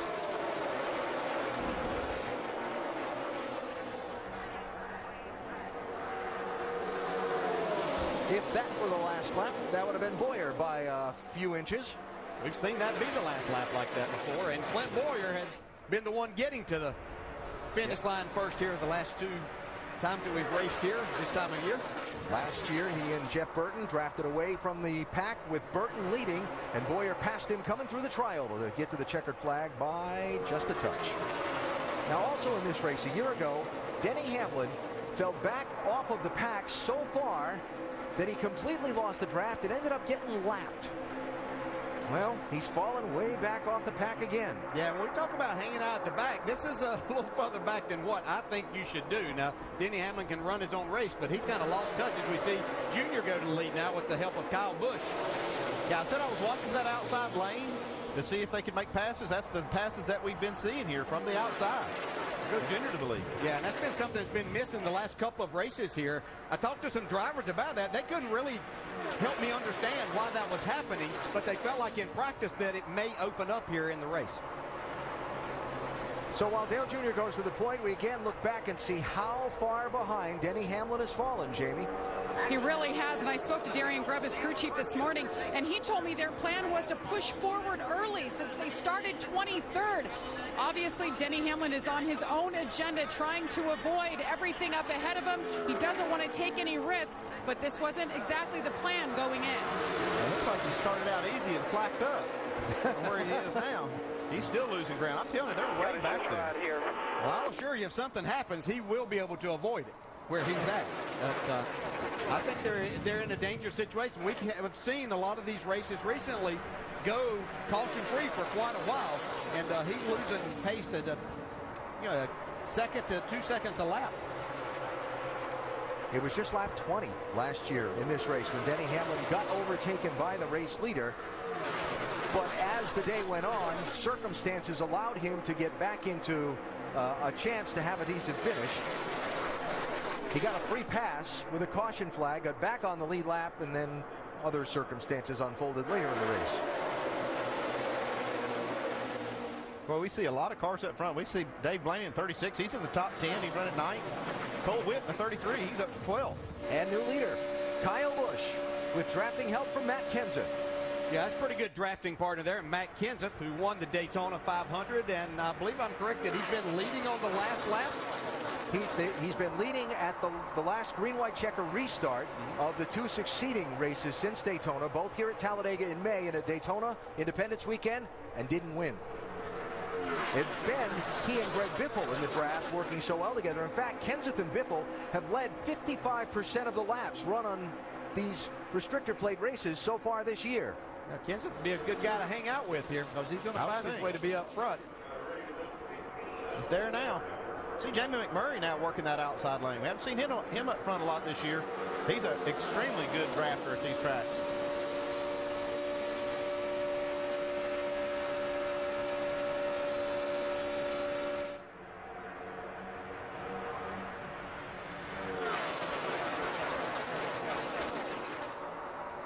And Andy, you were talking about guys moving up like Blaney into the top 10 and so on. That's one of the things that has to make one of these Talladega races at times frustrating for both driver and team is you'll go to the front, you'll go to the back, you'll go to the front. Oh, trouble. Yep, there we go. Carl Edwards. Cole Witt. Yeah, he got hit, I believe, by Casey Mears right there. There was contact between the two. He had been running 10th right before that happened. Just make sure you got brakes. Got brakes. It knocks the toe. The toe's knocked a little bit. Change her. Yeah, he's got a lot of damage to that right rear quarter panel, too. I mean, basically gone. Let me hear first. Get the fenders clear of the tires. He have some work to do on that car. But I tell you, that 33 car hit hard. Window net down for Cole Witt. That's his signal to the safety officials that he's okay. Yeah, I've been watching Cole Witt doing a nice job moving his way forward, and just at glance and saw that he was in 10th as they completed that last lap. See, Logano got a part of this also. I guess Denny Hamlin knew what he was doing after all. He was staying back far enough to miss all this. Well, I don't know if he planned on getting back that far, but this was certainly a break to get him caught back up to the field, and we'll see how he plays it from this point forward. You know, well, at first, let's look at how this happened. Yeah, there was a little contact on the entrance to the corner. They got the 33 loose, but then as he tried to get back in line, the 13, it kind of filled that spot, and then that's when things started happening. I look at Sam Hornish, just barely getting by. There's where you see Logano get in it. You can see a little contact between the 13 of Mears and the 33, which moves him up. That's really a place and time at this point in time of the race that you could have given somebody a little bit of a break by just letting them back in line right there. And you see Brad Keselowski coming through there. Wow, that was close.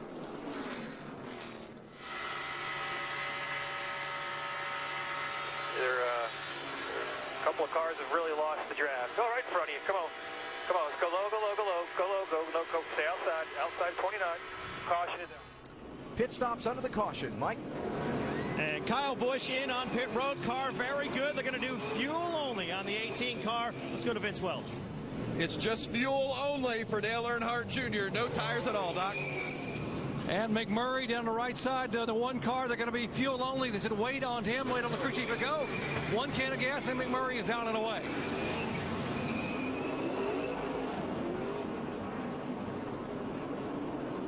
Not everyone pitted under the yellow flag. Kevin Harvick stayed out, and he is going to gain a bonus point for leading a lap.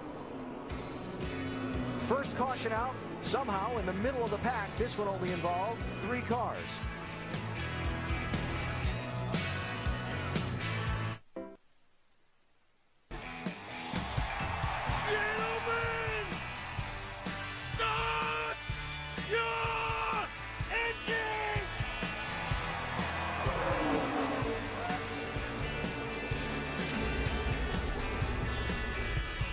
action at Talladega Superspeedway with the enthusiastic command to start engines, and now the first caution flag in race number 4 in the chase for the NASCAR Sprint Cup. Our telecast today presented by Pennzoil.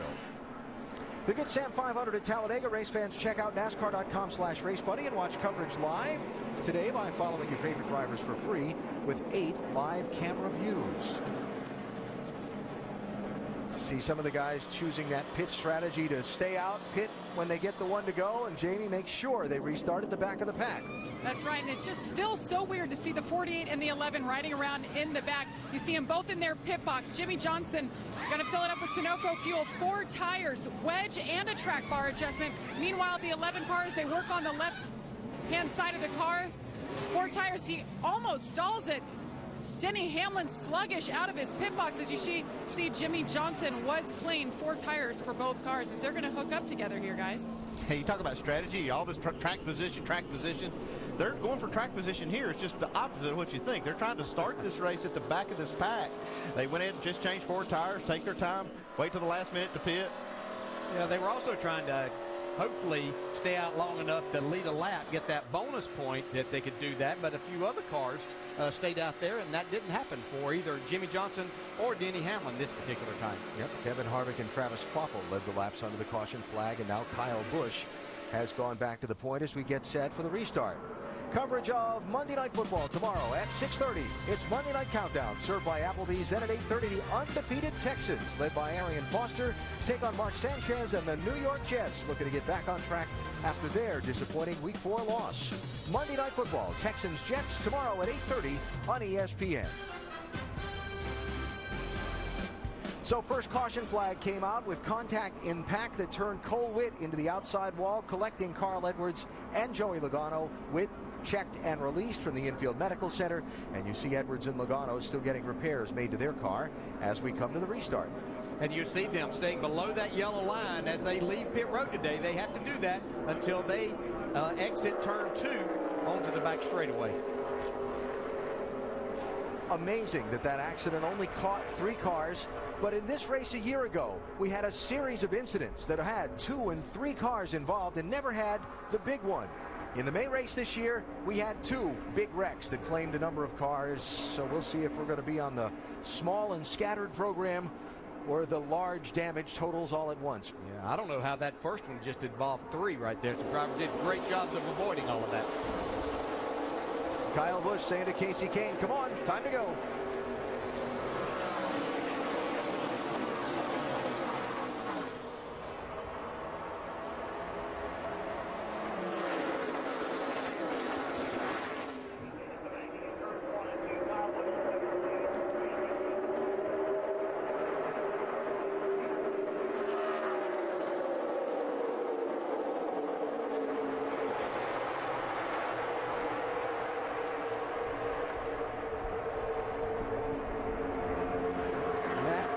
Greg Biffle, 16 and 17, those drafting partners that together have been so strong at Daytona and Talladega this year, side by side for this restart.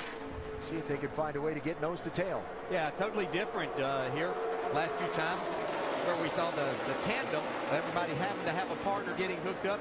This is more pack. They'll use each other for a lap or 2, but we're going to see more of the pack, and as you try to make a change as far as the position going forward, you need someone to push you, but not like what we were seeing before.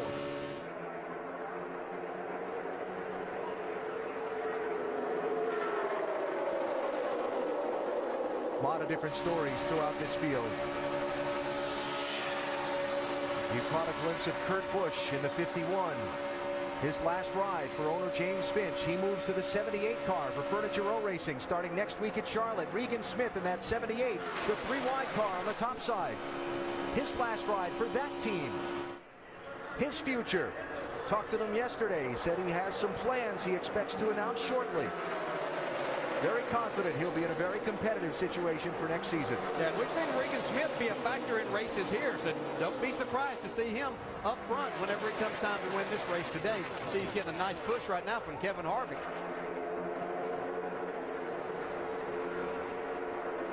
There are both Kurt, 51, and Smith, 78.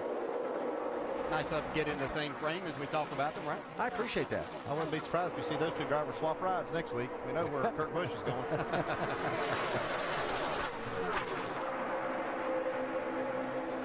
Just haven't seen that third lane up there. We've seen that second lane be able to push forward, especially after they run some laps. Haven't really been able to see this outside lane get going yet. Of course, we haven't seen any of the, what we would consider the faster cars get up there and try to make a move like that yet. So Matt Kenseth and Dale Jr. draft to the first and second positions.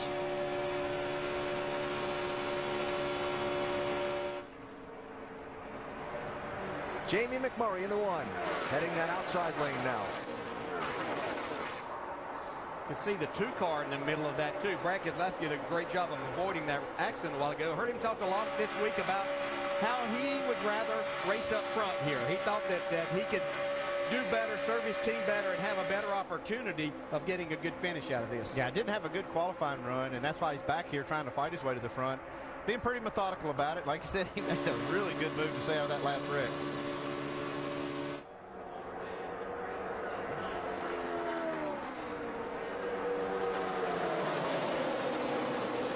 Casey Mears, 13. And Brad Keselowski in the 2. Championship leader who saw that wreck happen right in front of him.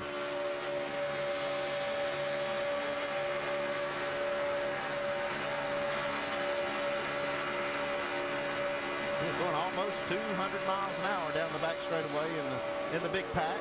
The C-Speed's just a little quicker than that if they can really get hooked up in a tandem, catching another group. The lead pack coming up on Carl Edwards' car. Carl went to pit road just as the field took the green for the restart. You can see how Keselowski is working the throttle a little bit. In that traffic, you have to do that. But he's having a pretty strong run so far, Vince. That's right, Andy, and he's right where they had planned on being. Paul Wolf, the crew chief, saying they would prefer to run in the front all day long, although just before that yellow that involved Logano and Edwards and so forth, he was saying, Keselowski was, that he felt like things were getting a little shaky up front, was thinking about dropping back, and then the yellow came out. So he's keeping himself up in the front position so far. It's what they had planned on all day. We'll see how that develops. Well, you're certainly right about things were getting shaky, but they got shaky right in front of him. Yeah. He wasn't getting to the back fast enough there, but you can see he kind of left the lane open there in the middle and losing some spots right now. Reminder, stay tuned for NASCAR nonstop coverage during the second half of today's race, presented by Pennzoil. You won't miss a second of the action.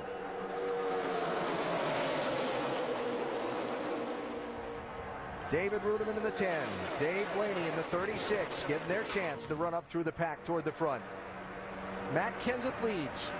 Dale Jr. heading the outside line. Brad Keselowski heading the outside line. One caution so far. And we're about 75 miles in here at Talladega.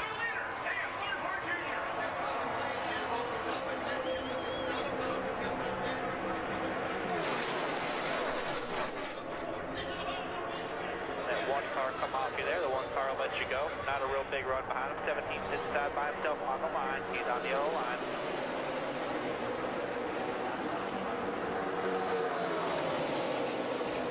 No, that was Kenseth on that one. Jamie McMurray just couldn't stay with Dale Jr. long enough to push him to the lead.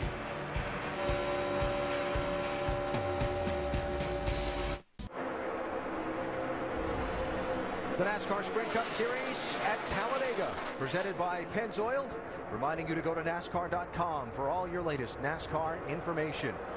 Matt Kenseth in the 17, the Daytona 500 winner, leading another lap. One of 8 different drivers that have traded the lead 10 times in this race so far. Race 4 in the chase, the ultimate wild card in the championship, and so far there are almost 3 groups of drivers. Those up front like Kenseth and Casey Kane and Dale Jr. and Clint Boyer. A couple guys in the middle of the pack like the championship leader Brad Keselowski, and then guys that have dropped to the tail end of the field like Tony Stewart, Jimmy Johnson, and Denny Hamlin. Well, things are a little bit crazy up front there. We've seen some cars some nice saves through the trial, some people getting out of shape there. So as you can see now, Brad Keselowski back there at the back. He dropped even further back too to join Tony Stewart and Jimmy Johnson and Denny Hamlin. Fans jumping. 88 car to the lead.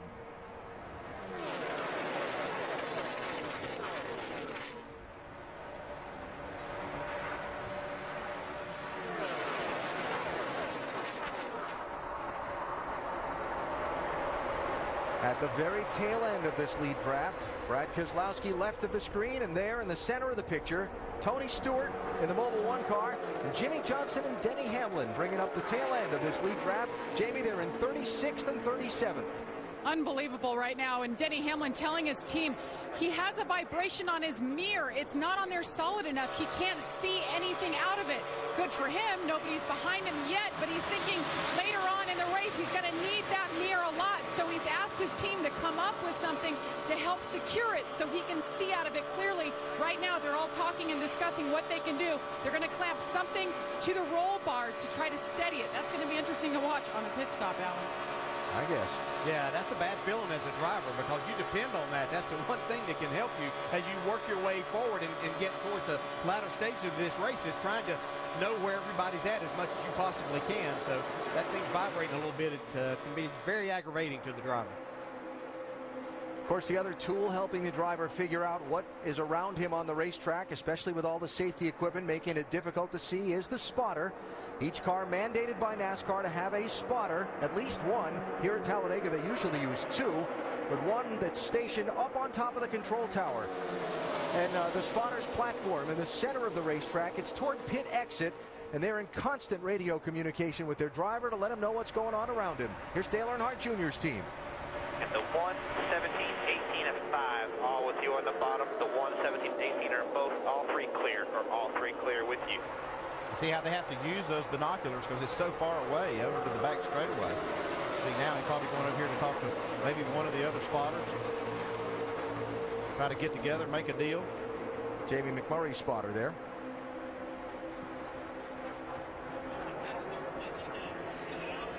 You know, those spotters are great, but just as you saw, they're having to use binoculars to make all of this happen.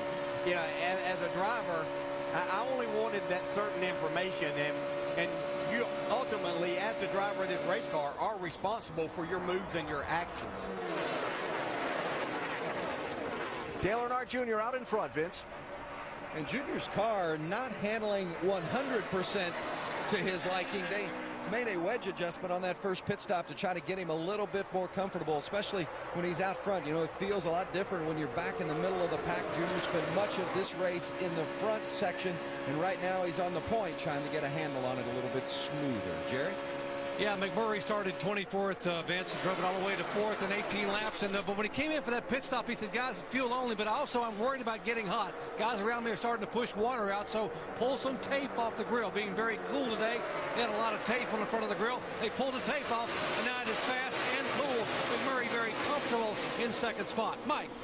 Matt Kenseth, before that last stop, was complaining that the car was a little bit tight. They made a wedge adjustment trying to stabilize the car a little bit. He's been rather quiet since, rather content.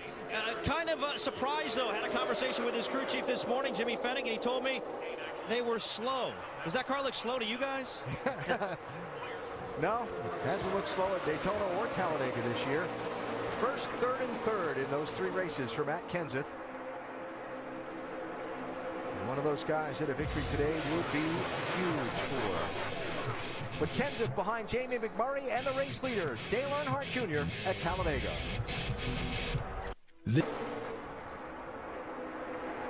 BCS Countdown is on ESPN and ESPNU tonight. As we welcome you back to the Talladega Superspeedway.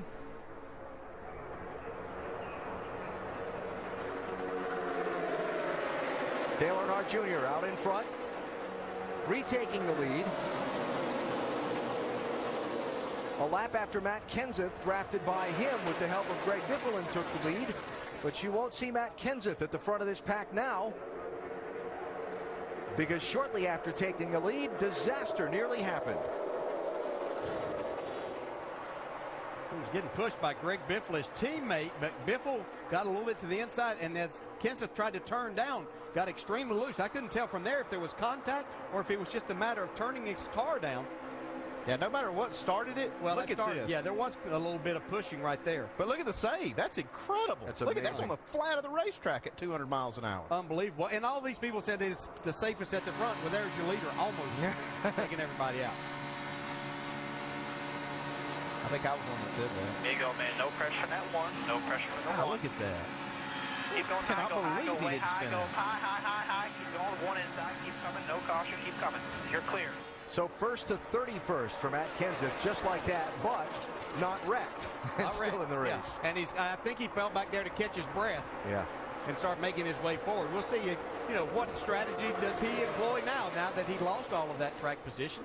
Is he going to try to drive his way back up through there? And I think that's what Matt Kenseth will do. He'll try to find another good drafting partner and make his way back to the front. Should I try this again? BCS Countdown on ESPN and ESPNU tonight. The day after the dust has settled, and there was a lot of dust on Saturday. Our analysts break down the key victories and defeats that took place on the college football gridiron and their impact on the standings. And a look at the key matchups for next week. BCS Countdown at 8:30, then at 9, presented by Discover Card, tonight on ESPN and ESPNU.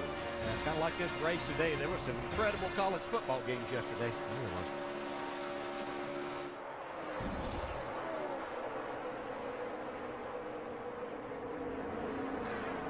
So sliding across that transition from the banking to the flat of the racetrack sometimes will wrinkle up the front end of one of these race cars, and aerodynamics being so critical here at Talladega. Mike, anything from the 17 team? And that's exactly what they're concerned about, Alan. After catching his breath, Kenseth radioed in. He wants his team to get the binoculars out and zoom in on that splitter. Thinks he may have done a little bit of damage there.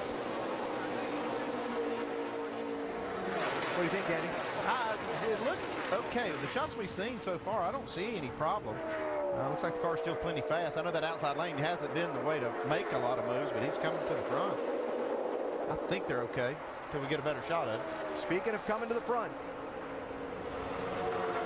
as Kenseth tries to pick up Trevor Bayne in the draft. From that angle right there, it looks pretty good. Casey Mears gets picked up by Jeff Gordon in the draft, and they had a shot at the lead and then fell back. Mears in that 13, the blue and white car. Yeah, to make this outside lane work, or the middle, and then certainly on the very outside lane, you really have to stay attached to the car to really make some ground. And I know a lot of these drivers aren't willing right now to take that gamble of staying there for the 2 or 3 laps that it would really take to get you to the front, taking a chance of running the engine hot and creating a problem. See, in that shot, David Ruderman in that 10 car up in 6. One of the great things about the drafting and the restricted engine package at Talladega, it's the great equalizer. People that might not normally have the technology to compete on a week-to-week basis on one of the high downforce tracks and that kind of thing come to Talladega. And I think you said it before, Andy, at the top of our broadcast, everybody's got a chance to win. Yeah, if you can stay just in this pack, in this shot right here, to the end of the race on the last lap, or last few laps, you'll have a shot at winning. Seen a lot of unlikely winners come here. Many, many.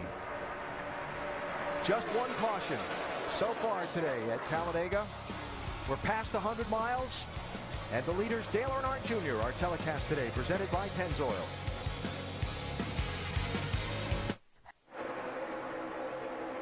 There is the race for the lead at Talladega. Dale Earnhardt Jr. shuffled back. Casey Mears pushed to the front by Jeff Gordon. Now Jeff Burton, 31, pushed to the front by his Richard Childress Racing teammate Kevin Harvick. How long will they be there? Kurt Busch on the outside with a draft from Dale Earnhardt Jr. Burton led that lap. Boy, look at Kurt Busch got a lot of momentum now with that push from Junior. See Jeff Burton get extremely loose right there. Now Harvick closes up on his back bumper. Yeah, that ought to tighten him up. It might not tighten him up. It's going to make him go fast here for a minute. Look at him go. Everybody started to get a little antsy. You can see he pushed Burton out there Harvick did the smart thing there, knowing that he had gotten Burton out there too far. He wasn't going to have anything except being set there by himself. He pulled down to the inside lane to get some help.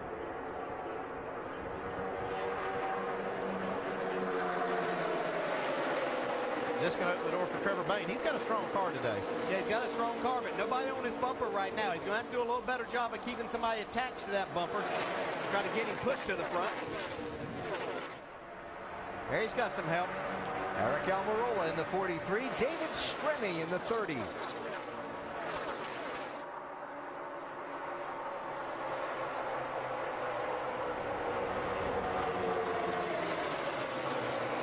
Casey Mears once again. He liked that idea of being out front. See if he can make it happen again. It was Jeff Gordon who pushed him to the lead a few minutes ago.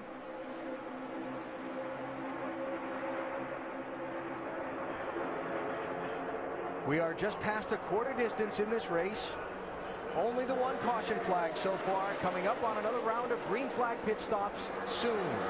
There's Trevor Bayne to the lead in the 21. That's a little tricky when they take that lead from the outside and move down and try to get back to the bottom. That's where we saw Kenseth and Biffle get in trouble.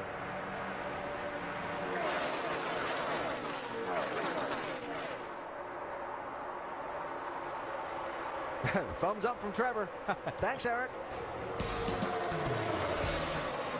Trevor Bayne leading. 37 cars in the lead pack.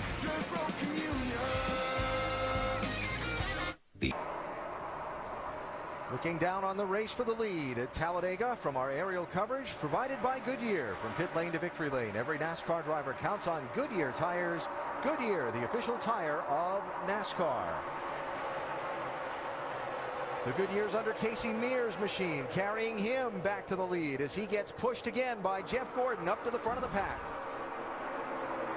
Casey Mears got him a good drafting partner there. I don't know if he'll look at returning the favor later on in the day. I know Jeff's hoping he will.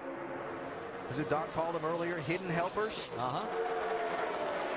Casey Mears doing a nice job here today, and that guy go forward though. He's really enjoys this type of racing, and I think that shows here as he's been very aggressive moving his way to the front.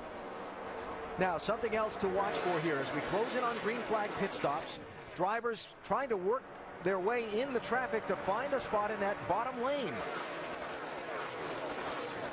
Because if you have to go to the pit lane and there's somebody to the inside of you, that's not going to work out very well. Yeah, look how tight this inside lane is. If you had a pit, I don't know how you do it. I guess, pardon me, I've got to get down here. I've got to go to the pit road. I don't think they're going to let him. Yeah, and that really is why we see some accidents happen as they start on pit road, because drivers not giving good signals and other ones knowing, being told they have to come at that moment. Here we go. The first moves to the pit lane from out of the pack. Sam Hornish, Brad Keselowski, the Penske posse bidding together. Montoya, McMurray. Should I say the Ganassi guys? Want me to keep this going? And Brad's bunch with Bobby Labonte. All right, Vince. There's the two of Brad Keselowski. They took right sides only the first stop. They're going to take all four tires this time. Let's go to Jerry Punch. Doc? Jamie McMurray from 24th position all the way to the lead, and right side tires going on. Now we'll go ahead and make a chassis adjustment. Right rear, Sunoco fuel going in. Got to get it full of fuel. Want to be able to go 43 to 45 laps. Here comes the 2-car by, the 22 by, and McMurray now off the Jackson away.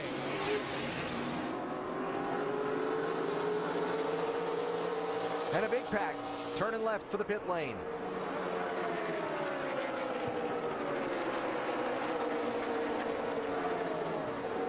Mike?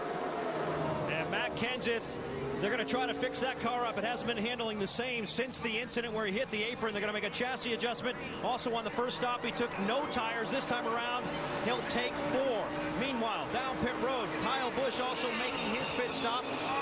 He's been pretty happy with the car. He took 4 tires. He's away.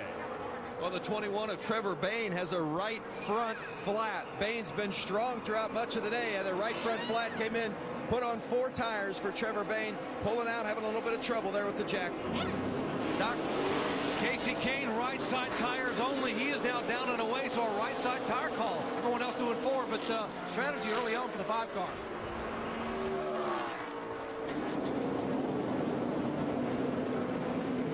More cars to the pit lane, including Denny Hamlin and Jimmy Johnson. Tony Stewart also in. Jamie? And Denny Hamlin is in. They took 4 tires last time. Remember, he's having trouble with that mirror. He wasn't able to see out of it, vibrating so much. They're not going to try to fix it this time. Not enough time under green flag conditions. They go around 4 tires it is, Vince. Well, you see the 88 just pulling out. They made a chassis adjustment, took right side tires only. Doc?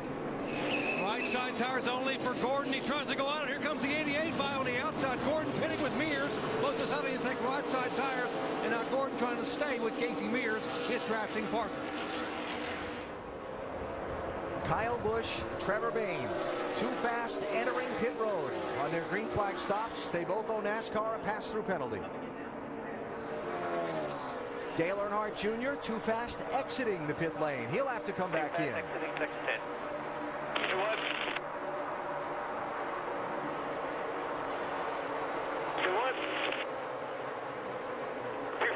Too fast. You have to roll through. You have to roll through.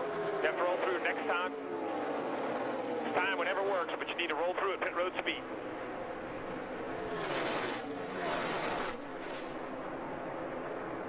Now, Junior's going to serve that penalty from the lead. Yeah, that's just a sickening feeling as a driver that you've made that mistake, knowing here how important it is to have drafting Roll all the way through, all the way past the cone there, buddy.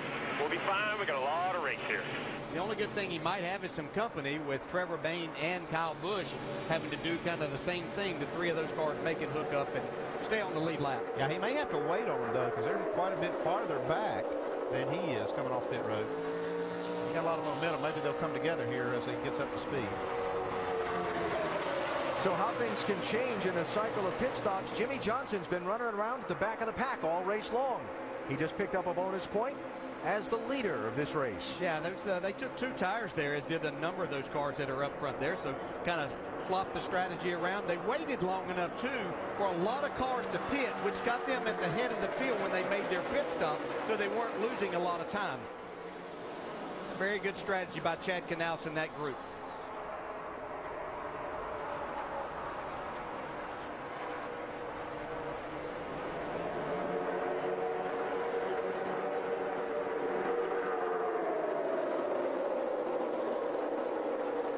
Marcos Ambrose in the 9, heading up that outside line of cars. With Matt Kenseth and Kurt Busch and Greg Biffle right there. How do you think Kenseth is going to feel if Biffle gets back on his back bumper? Maybe a little nervous at first. Yeah, I know that wasn't something that Greg Biffle intentionally did by any means, but it was almost a disaster for Kenseth and possibly a lot of others if he would have spun. Not with us earlier. Kenseth and Greg Biffle drafted to the lead. Then Biffle turned left to get back to the bottom lane faster than Kenseth did. Then Matt came across the nose of the 16 car. Went for a wild ride down onto the apron of the turn 1 banking, but saved it and continued on. Dale Jr. 28 seconds behind the leader and right there running by himself after that speeding penalty.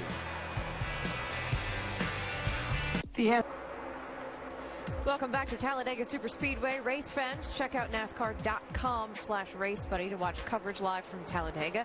Follow your favorite drivers for free with 8 live camera views. And as we're watching live now, it is Jimmy Johnson out front, followed by Casey Mears. A different strategy, though, playing out with the 5-Hour Energy Rapid Recap, getting us caught up in what's happened so far. Jimmy Johnson, early on with Denny Hamlin, went to the back. Yeah, he said, I'm going to stay out of this wreck. I'm going to get to the back. I'm going to stay in the back for a while, hang out with Denny back here, just try to avoid all the stuff that might happen early. Meanwhile, the other Hendrick teammates, Dale Earnhardt Jr., went straight to the front. Yeah, they did. They're absolutely flying, making their way towards the front. We thought those Hendrick cars would be strong as we go throughout the day, and they're starting to flex a little muscle. Not always safe out there, though. No, a little miscommunication between teammates there. Touch on the bumper, and what a save by Matt Kenseth. The middle, not where you want to be. Trouble earlier for Carl Edwards and Cole Witt. Oh, yeah, tough deal for Carl Edwards and Cole Witt. Edwards gets his car really tore up. Cole Witt is basically out of this thing. Just a miscue right there and a big wreck between those two drivers. As you saw on the right side of the screen, nothing has changed. Jimmy Johnson is still out front. Why the change in strategy? I really don't know why they're doing this. Jimmy Johnson is elected to start in the back and stay in the back. But through all these pit stops, he's got himself up in front right now. And he's got Jeff Gordon there, Casey Mears, Casey Kane. Ray, it looks like some of the Gordon teammates are trying to hook up right now. Yeah, it looked like in the beginning that the 48 and the 11 car of Denny Hamlin, along with the 2 car of Brad Keselowski, decided to go in the back and kind of race together. And then Jimmy got an opportunity to get with his teammates out front. The thing I'm impressed with most is how he did this on a green flag stop. Get in the back, he's up there leading the race, and he's got his teammates around him. The 11, Denny Hamlin, still choosing to stay in the back, though.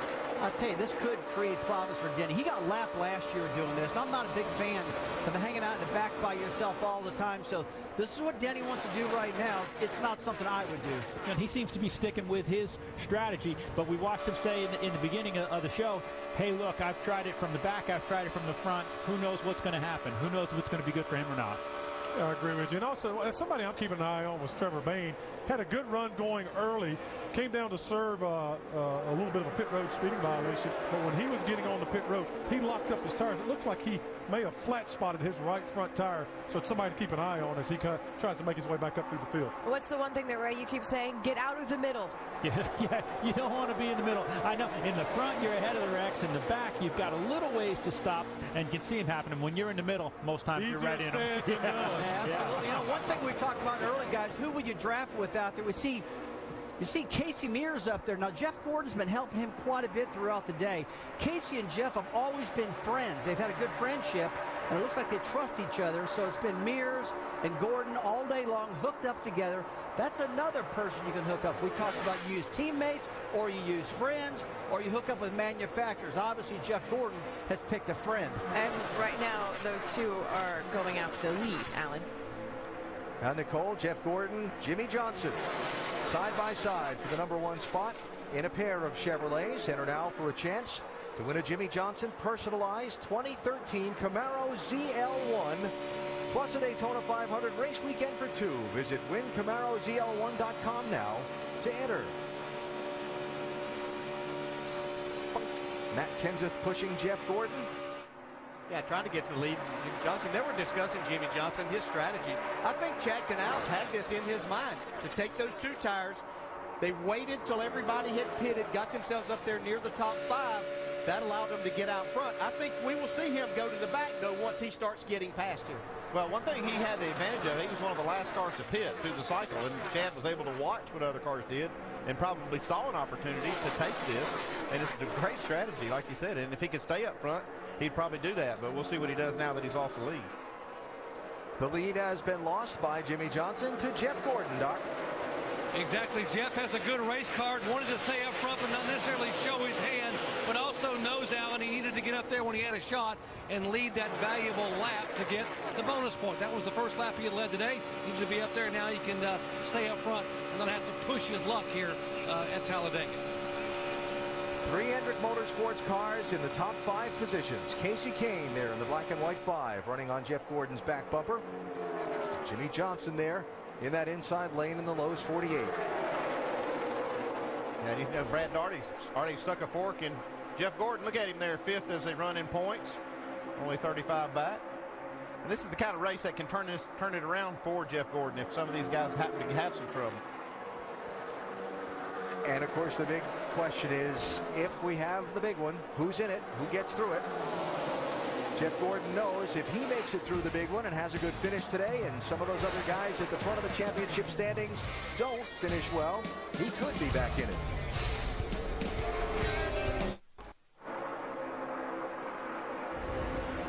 Chase race #4 at Talladega for the NASCAR Sprint Cup Series. Looking live at the race for the lead. Our telecast today presented by Pennzoil. We are just past the 200-mile mark of this race, and Jeff Gordon is out in front. Reminder that later on tonight, the final eliminations of the Auto Plus NHRA Nationals from Reading, Pennsylvania, 7 o'clock Eastern Time on ESPN2. And then next weekend, a prime time doubleheader. The Nationwide Series presented by GoDaddy.com from Charlotte on Friday night at 7 Eastern on ESPN. And the Bank of America 500 on ABC next Saturday, also at 7 Eastern Time. Jamie McMurray in the 1. Drafting to the inside of Jeff Gordon, trying to get out in front. You'll see that Dale Earnhardt Jr. and Kyle Busch have both been overtaken by the lead pack. They're a lap down. and critical to those drivers' hopes if a caution were to come out. That orange car almost involved in bringing out a caution there. Joey Logano is the first car one lap down, and the guy in position to get the free pass. Yeah, he's getting ready to be on the tail end of the lead lap if he can make this pass. Logano with damage from that first caution. That accident, got hit in the right side, right front fender. They've repaired that, and it looks like that car is fast. They just need a break. We've seen that here lately at Talladega, a place where aerodynamics seem to be so important, but guys with torn up race cars jump back in the draft, and they're competitive. Yeah, we'll have to see if he's able to get out front here. Can he stay there with that damaged race car? I always found it difficult. If you had some damage, you could make your way in the middle and getting some help. But what happens when you get out front and that aero package isn't as good as what you started with? Jamie McMurray up there, and you pointed out early on what a great job he does on these restrictor plate tracks. Yeah, he is so good. He's just got a knack for it. He knows where to be and how to pick a partner. He's really good at this style of racing. He's got a good partner now with Kurt Busch behind him. 51 car in his last drive for James Finch's Phoenix Racing. Finch, a former winner here in the Sprint Cup Series with Brad Keselowski driving. And Kurt always near the front in these drafting races, but never taking home the trophy. A lot of second place finishes. And I mean a lot of second place finishes for Kurt at Daytona and Talladega. Yeah, it's hard to believe that he hasn't won one.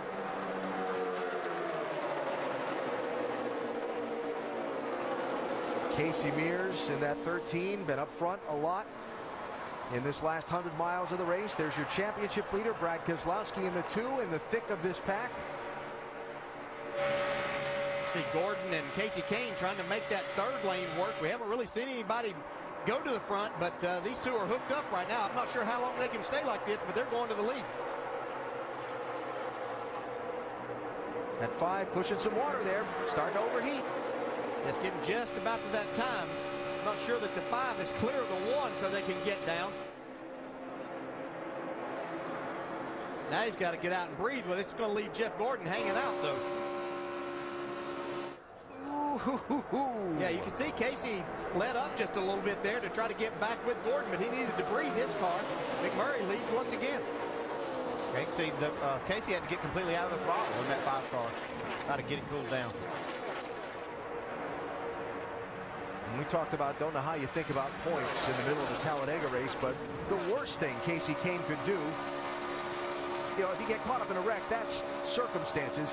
If you just keep pushing and pushing and pushing and overheat your engine and make it fail, now you've really put yourself out of the championship or put a hurting on your title hopes. Yeah, and you know, you say, can you think about points? Well, at this point in time during the race, yeah, up to lap 150 or so, you can make decisions that will keep you involved in this race. Now, the last 20 laps of this race, if you're thinking about points, you're probably not going to be a factor in determining who's going to win this race, if that's your thoughts.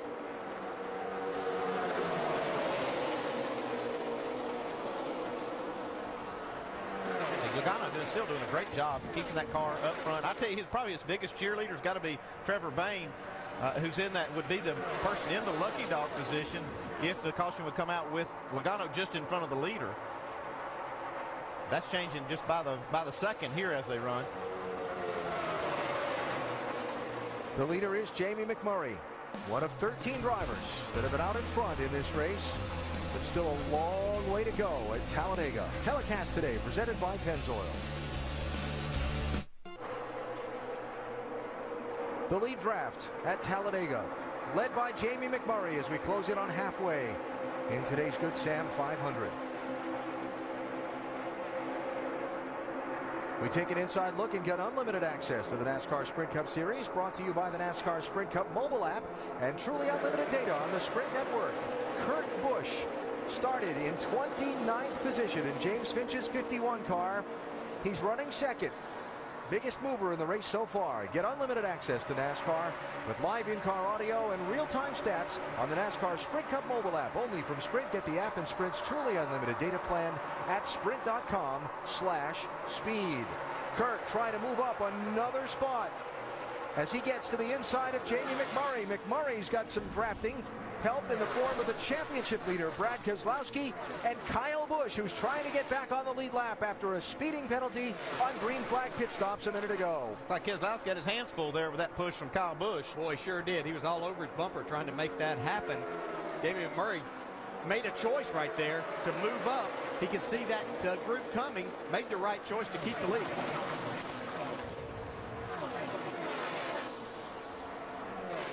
You see some slower traffic ahead at the bottom of the racetrack that the leaders will have to overtake. Well, that always becomes a difficult situation because after those first 2 or 3 rows, those drivers really can't see those cars up there, and things start happening in a hurry, especially as you're 2 and 3 wide coming up on them.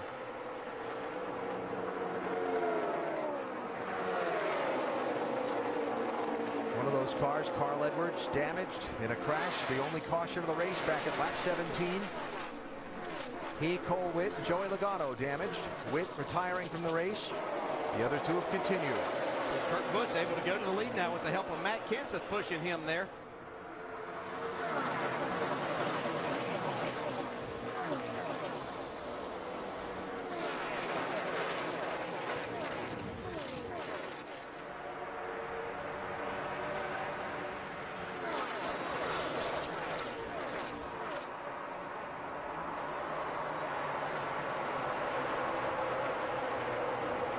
Landon Castle, Michael McDowell, Dave Blaney, 36. He was up at the front of the pack, as high as 3rd earlier in the race. Well, you see Kyle Busch get boxed in right there. For some reason, the lap cars split. Instead of staying in that lane with the other cars being overtaken, McDowell went to the top side to give the leaders the bottom. Yeah, this is really dicey here right now. Not a situation, especially as a championship contender, you want to put yourself in. I'm not sure that was a good move by McDowell to move up in front of those cars. Everybody was actually doing pretty well. Going to be able to pass them on the outside. Which really did jumble up the field. 21 Trevor Bayne, 88 Dale Earnhardt Jr. Speeding penalties on the green flag pit stops. They're also a lap down.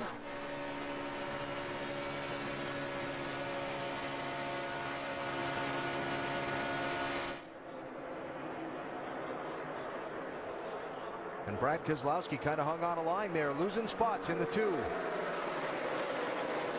McMurray got shoved out of line, or actually went down below the yellow line. Now, he can do that if he does not advance his position.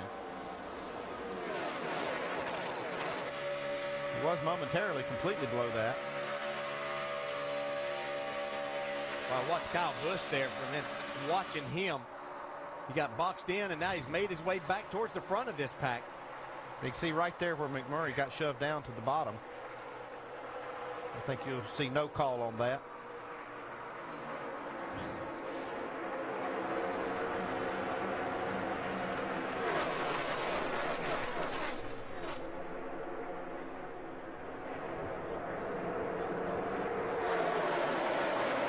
Plenty of high-speed tension at Talladega. Just the one caution so far in the race. Kurt Busch is the race leader at the world's fastest speedway.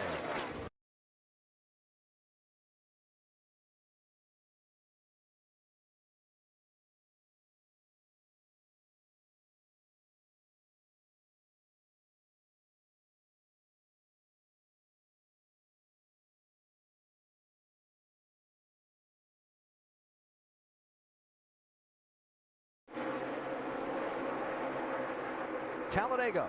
From our aerial coverage today, provided by Goodyear, from pit lane to victory lane, every NASCAR driver counts on Goodyear tires. Goodyear, the official tire of NASCAR. Kurt Busch back to the lead as we check and see how our drivers are doing in AT&T's fastest driver challenge of the top 4 qualifiers. Casey Kane closest to the front, running in 5th position. Remember to text FAST to 34763 to play AT&T's Fastest Driver Challenge, or visit AT&TFastestDriver.com. You could have a chance to win 4 Gs just by playing.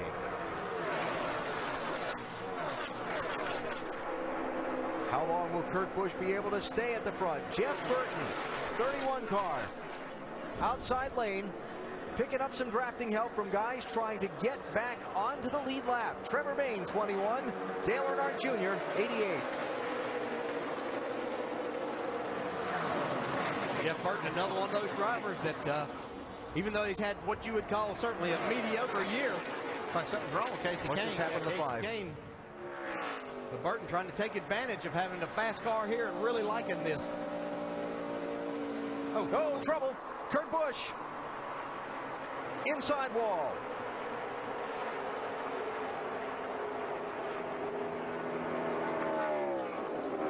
Somehow again. I'm out of fuel. I'm out of fuel and I got wrecked, guys. Why am I out of gas? I show 5 more laps down here. I wonder if that's what's wrong with Casey Kane. Have to wonder. Yeah. We saw him just drop straight to the bottom going into turn 1, and then this happened with Kurt Busch. Yeah, what a shame. Kurt Busch was leading, doing wasn't he? Great job driving this race car. But you run out of fuel in front of the pack. Yep. Now, he wasn't leading it when it happened, but... Oh, yeah. There's sitting duck right there. And it looked like by that shot, unless something happened, that Trevor Bayne was going to be the recipient of the free pass. He was. God, what a shame.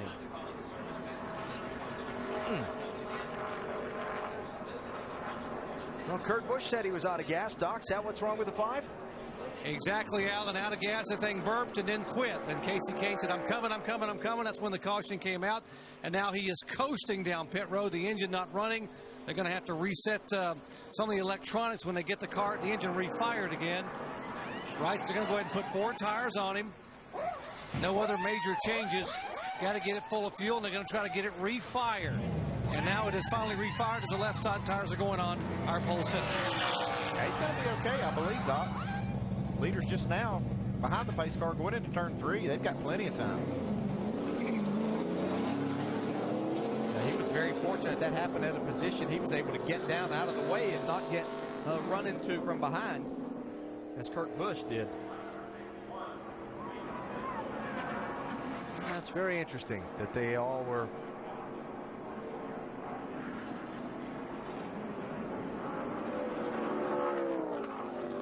What was that?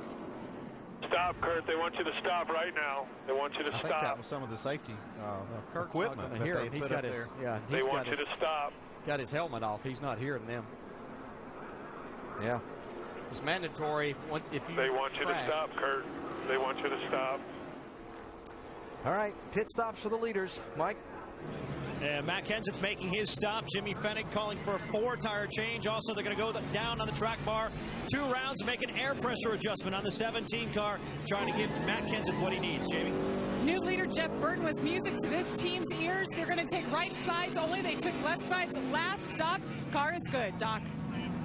Right side of your screen, Jeff Gordon and Marcus Ambrose, both crew chiefs calling for 4 tires and no adjustment. Clean the grill. Make sure the tape is there.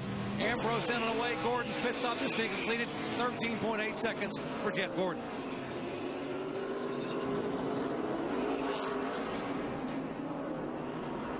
So just the second caution flag of the race.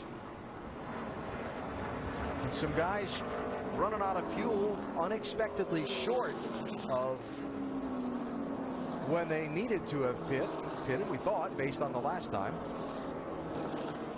Denny Hamlin maybe having some work done on that mirror. That was reported on earlier. Free pass Trevor Bayne, caution out because Kurt Busch's car, who had just been leading the lap before, hiccuped out of fuel and he got bumped from behind and turned into the inside wall. The safety workers were there to attend to him. When he got the car refired and drove away with both his the bag of the safety workers' equipment on top of the roof of the car. NASCAR has told the 51 team that they are done for the day. And that car will be put on the trailer. Time to go NASCAR Nonstop, presented by Pennzoil.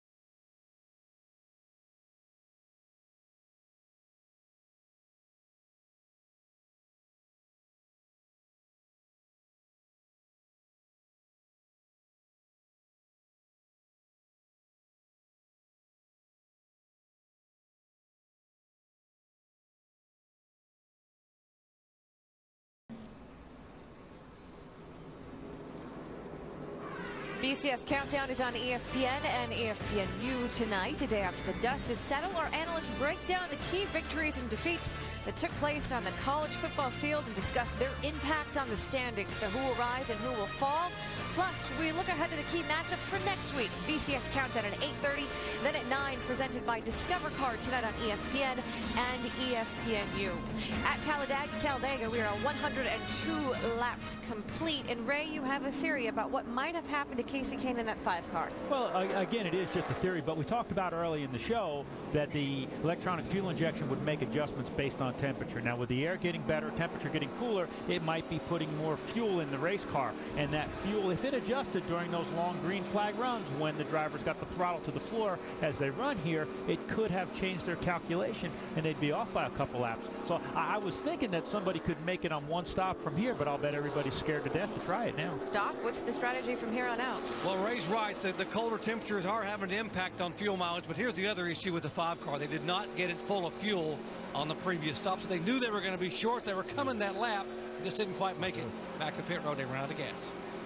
Rusty, I know you're keeping your eye on the 14 car of Tony Stewart right now. Yeah, I am. Stewart was kind of dragging around in the back of the field. They're not really going anywhere and just kind of hanging out. But now he's starting to, move that car to the front a little bit more. A little bit at a time. Tony Stewart is just, I think, tired of hanging back there. He's 19th. He's been way back in 30th. He's moved it up forward now. Trevor Bayne got the lucky dog this last go-around here, which means Dale Earnhardt Jr. is still 1 lap down. He still is, but you know what? David Strimmy has been running up front today. He's got a really fast race car. I like him. He's back there with Dale Earnhardt Jr., I'm trying to say. Also Denny Hamlin, Martin Truex, and they're not too far away from Casey Kane and Harvick once they get up to speed. I think Jr. can make his way back towards the front with those cars around him. Should be an interesting final 86 laps, Alan. A lot going on. And still hanging out there, that specter of the closer we get to the end of the race, the closer we get to that big happening. Kurt Busch treated and released from the infield medical center. Follow up on that shortly. The shuffle off the pit lane. Marcos Ambrose in the 9 has chosen the outside lane as the race leader. Casey Mears 13 to his inside. Here we go.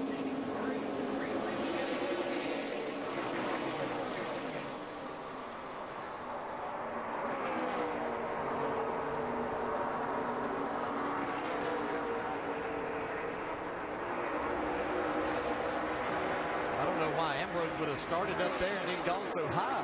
Yeah, that's what I'm wondering. I was actually questioning the choice of lanes. Yeah, not on the restart. I want to make this racetrack as short as you possibly can as you try to get these cars up to speed. Matt Kenseth with Juan Pablo Montoya pushing him to the front. Kenseth hadn't needed much help to get to the front, but it's certainly nice when you get that push. Kenseth out front once again. Seen that a lot on the plate tracks this year. Yes, we have. Mears trying to make a move to the outside, hoping somebody will come with him. He's got Jamie McMurray coming to his rear bumper.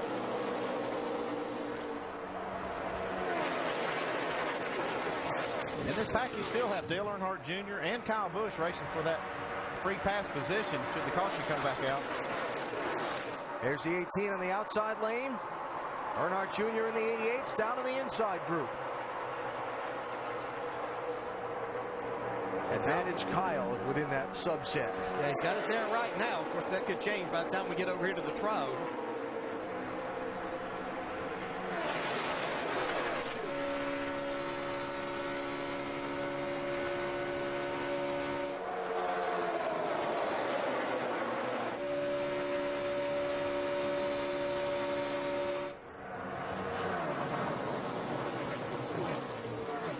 .29 cars on the lead lap.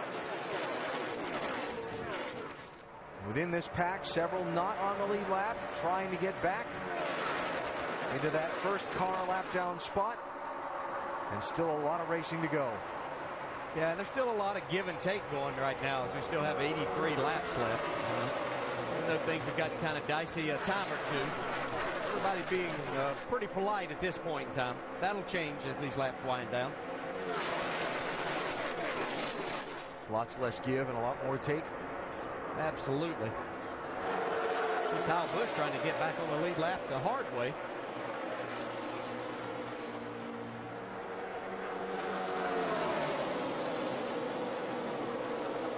No, we've said it before, but really solid drive by Casey Mears in this 13 today. He and this team have been up front a lot. They put a lot of effort into this, these plate tracks, and they know that this is their opportunity. So, you know, they've got sponsorship. They can get here and run all day long. Casey enjoys this type of racing. See him now trying to go to the outside of Kyle Busch. I'm not sure he's going to get any help in making that move. But he'll find his way back to the front. So did Harvick just push him out of the way to get to Kyle Busch and draft, or was there just enough contact there that kind of chased Casey up the track in the way it worked out? I think sometimes you get a false sense of security there, so to speak, that you've got somebody giving you a big push. You feel that extra surge of RPM. You think that you can make a run there, and then that driver has just kind of moved you out of the way. You don't get the help you were expecting.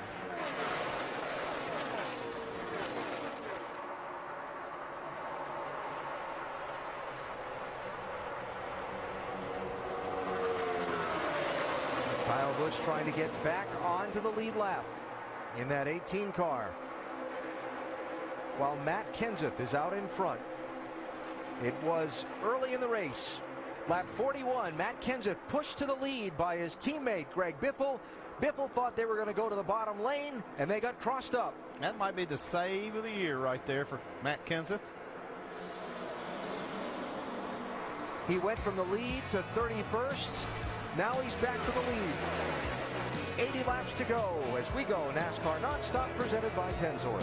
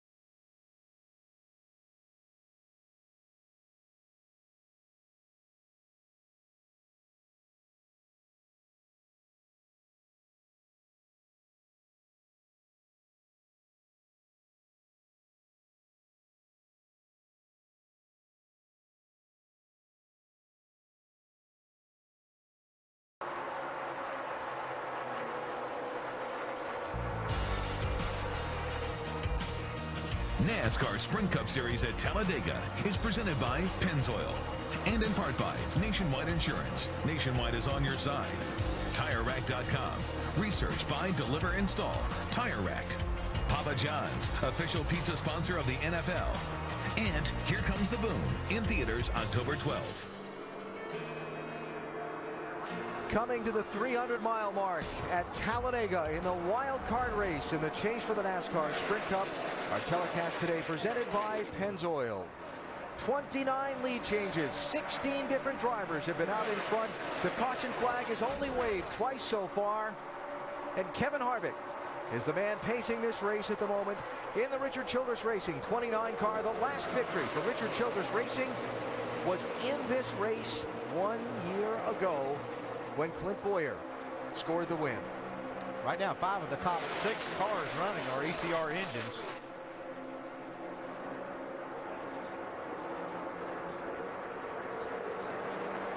Kurt Busch thanking the crew after his last drive for Phoenix Racing and owner James Finch. Ends with him going from leading the race to a hiccup and out of fuel and being crashed out of the back straightaway.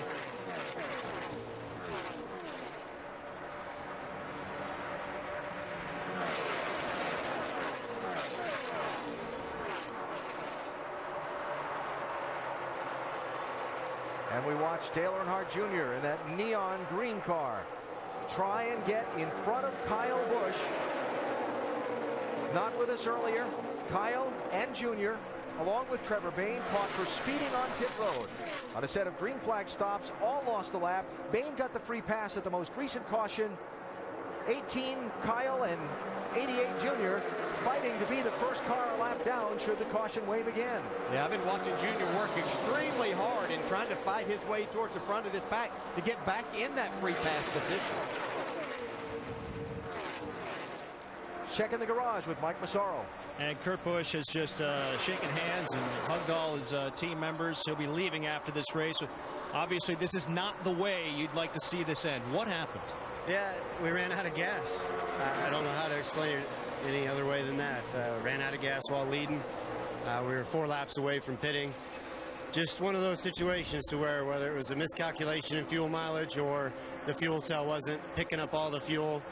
You know, we're a team that worked really hard this year, and little things might have been overlooked here or there, but we gave it all we had, and I just went around and hugged all the guys and said thanks, and it's just a tough way to go out, man. We were leading, ran out of gas. It's kind of how our year went this year. We had all the potential in the world. We just never pulled it all together for 500 miles. It's always chaotic when you come to Talladega. Making matters worse, you had a damaged race car. NASCAR was telling you to stop. Did you hear that command? No, I didn't. I got out of the car and surveyed the damage, saw that it could still roll. So I jumped back in, and I remembered with these engines, they'll run at 20% of fuel pressure to get it back to the garage. So I tried like heck.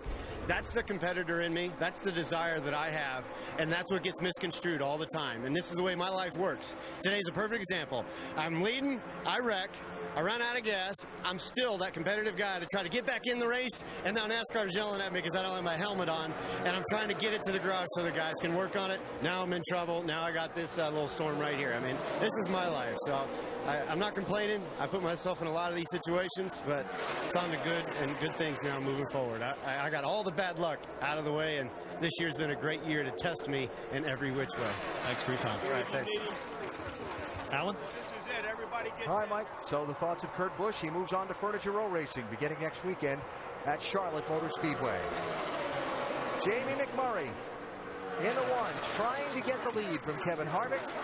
Kyle Busch 18, Dale Jr. 88. The subplot racing to be the first car a lap down. And still 29 cars on the lead lap. And even more than that in this lead pack. Yeah, and I think there's 2 drivers that are probably having to do a little more push and taking a chance overheating their engines. That's Dale Jr. You can see right up on the bumper of Jamie McMurray trying to get to the front, trying to get in that free pass position. It's working right now. Kyle Busch has been doing a lot of pushing also. They're taking a chance, but it's a chance they have to take right now.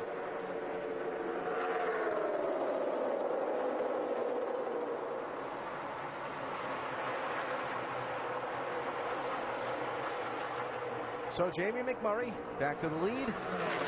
Dale Jr. back to the first car a lap down. And as always at Talladega, the picture changes every lap.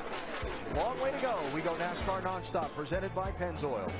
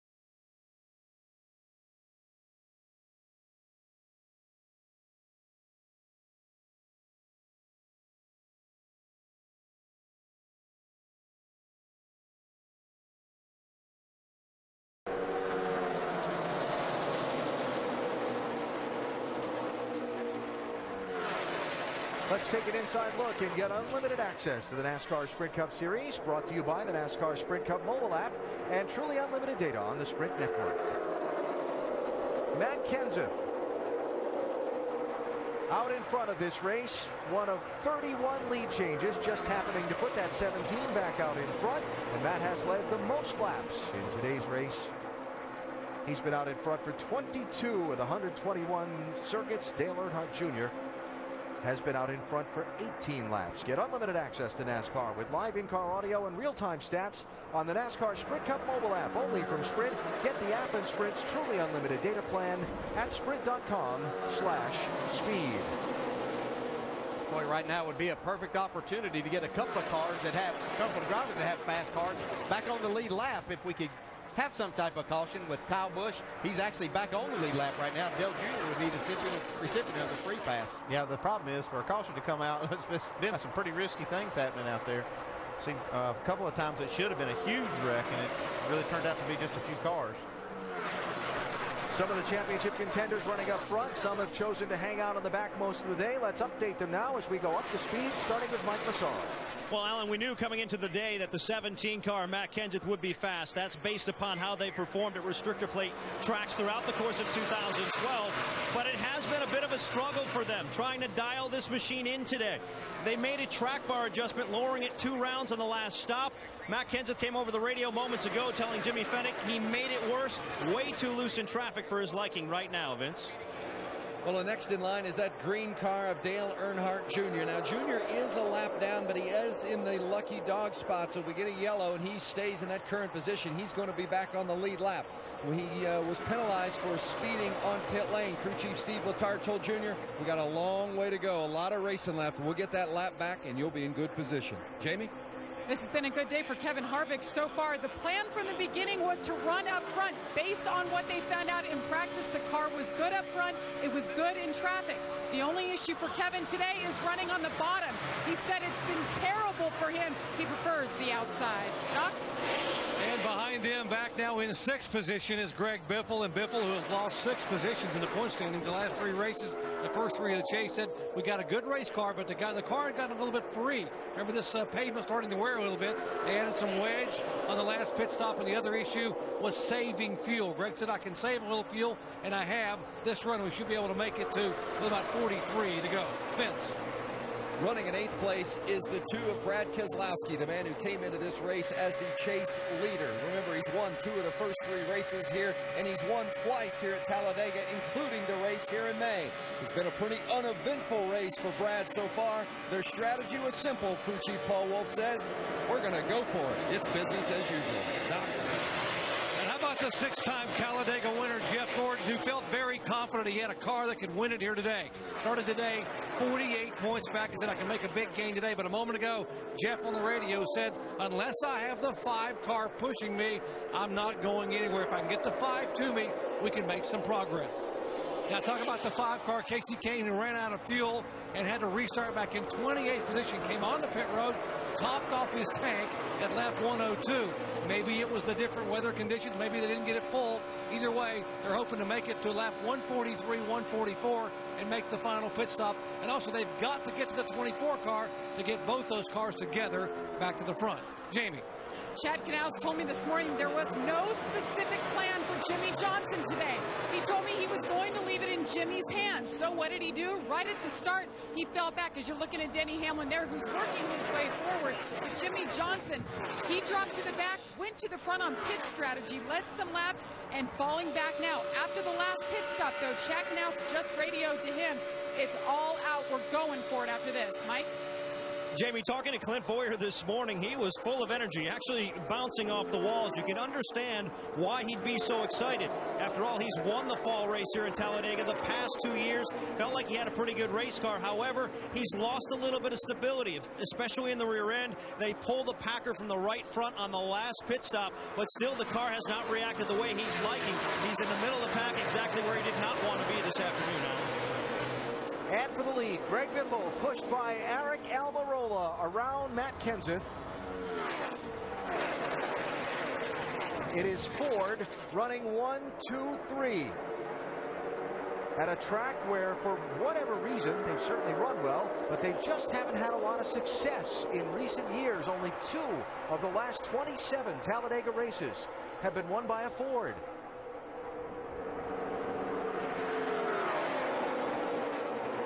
Just to wrap up a couple of the other Chase drivers, Tony Stewart there running in 27th position, Martin Truex Jr. running in 28th, where they swap that back and forth between them. Again, a couple of the guys that have chosen to hang out at the back of the pack. Matt Kenseth out in front. We can just see how strong that 18 car is, though. If he could get that lap back, he would be a serious contender for the win. Yes, as would Dale Jr. Be in a position to make that happen, too. See up there in that second crew there. Trying to make all of that work, and it just takes, you got to stay hooked up so much right there. Trevor Bayne, who was a lap down at one point, got that free pass. He was making a solid run there till he lost his partner.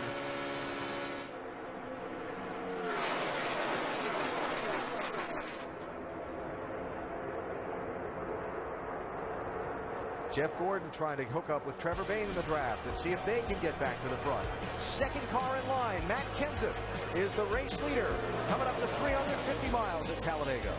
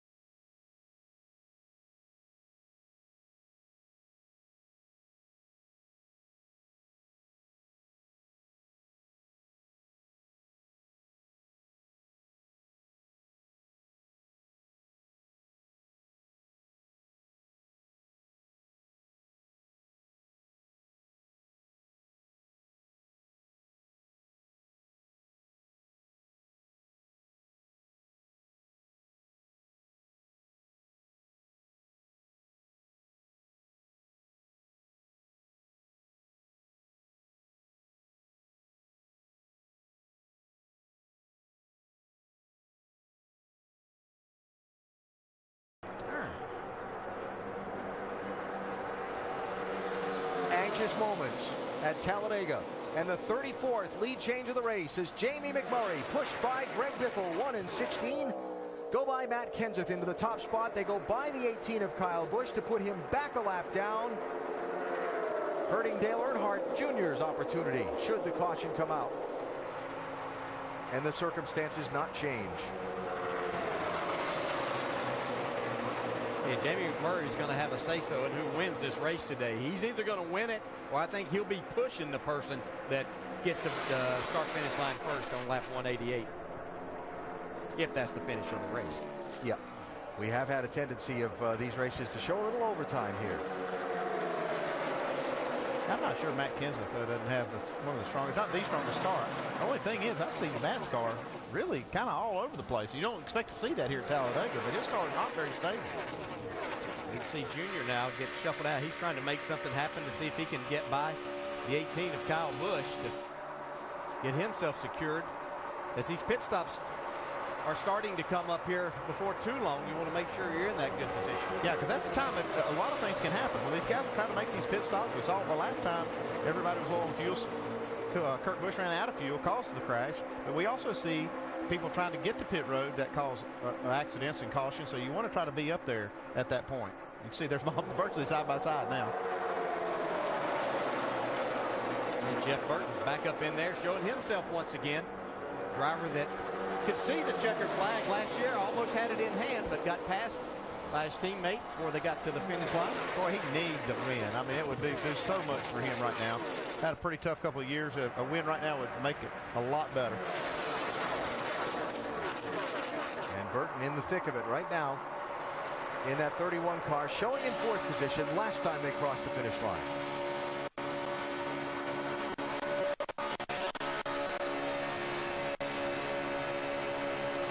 I know this looks all rather tame.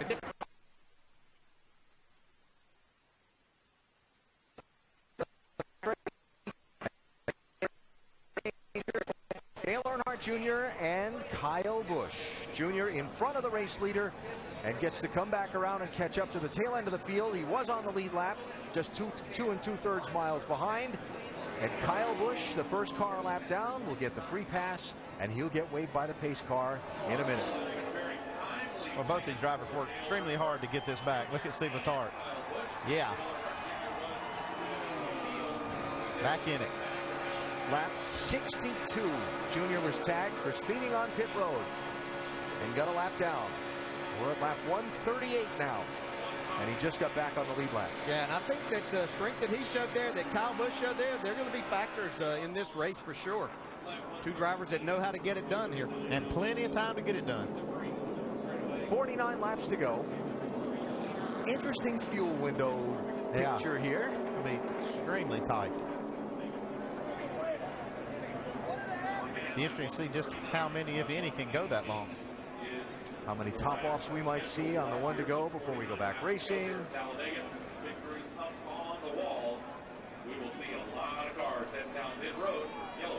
Interesting, interesting. So, Jamie McMurray, Greg Biffle, Matt Kenseth, Kevin Harvick, Eric Almirola, the top 5, the pit lane open.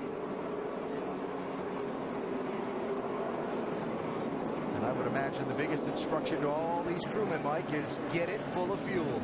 Yeah, that's something you're hearing a lot. But from Matt Kenseth, the edict a little bit more adamant about making sure the car gets tightened up. They're going to put the track bar back to where it was. A 4-tire change. They're also going to pull part of the left front packer, trying to give him more stability, Jamie. And Kevin Harvick, right side's only Gil Martin telling him, leave on my cue, not the jacket. You see them continue to fill it up, Doc. 4 tires for McMurray, the leader. He wanted 4, so I'll feel a little more stable with 4 tires. Greg Biffle said 2 right sides only, but they had to wait on fuel to get it completely full of gas. And by the way, both McMurray and Biffle told guys, you gotta save gas. It's really close. Little split agenda there. Yeah, tires are not the big deal here. Definitely getting it full of fuel on this stop, a big deal. 48 laps to go. How's it going to shake out at Talladega today? We go NASCAR nonstop, presented by Pennzoil.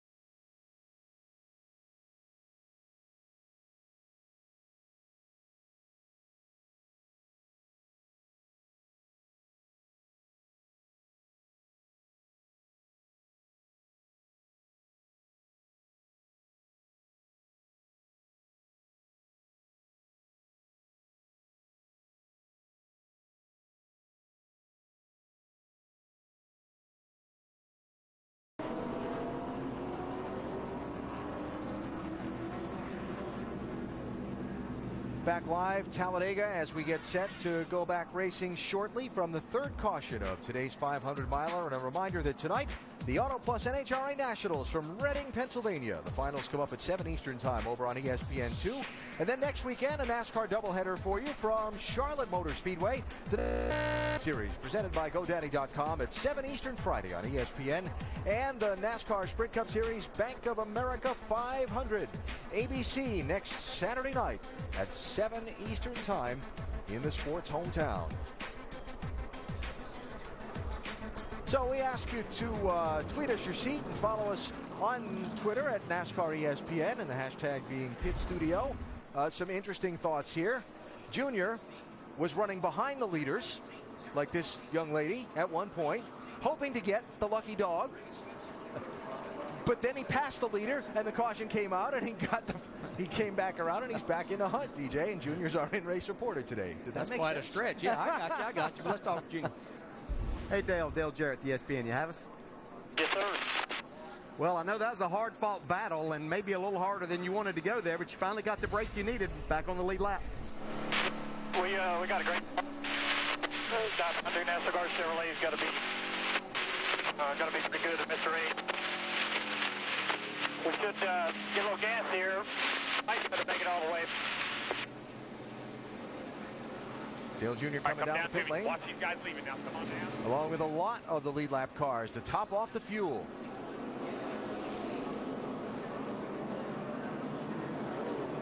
Wait on me. Wait on me. Hold on. All right, go ahead. One lane.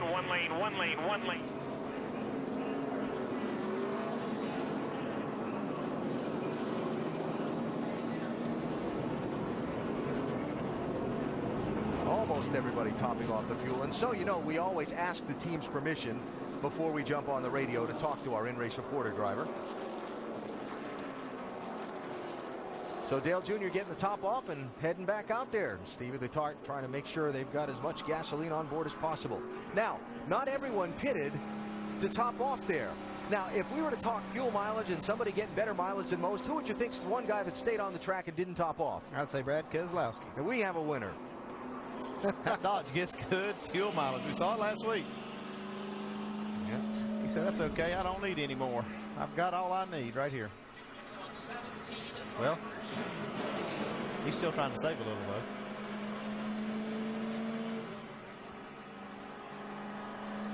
Well, that tells me that they're finished with that run at the back strategy, because if he wanted to do that, he would have pitted, got a little fuel, restarted in the rear. I think he's planning on just staying up front to the end now. Now, also, if he can. Also interesting in this twist of things, Kyle Busch, the free pass car, yes, he's up there in third position because he pitted a lap after the leaders did, which you do as the free pass car, and when all these other guys came back in and topped off, he stayed out. Yeah, normally he would have to start at the tail end of everyone, but because all those cars made a second pit stop, he's able to retain that position. He's saying, thank you, guys. I'll take it. So, Brad Keselowski, second place now. Casey Mears, the race leader. As we get set to go back racing with what will be 45 laps to go and 31 cars on the lead lap.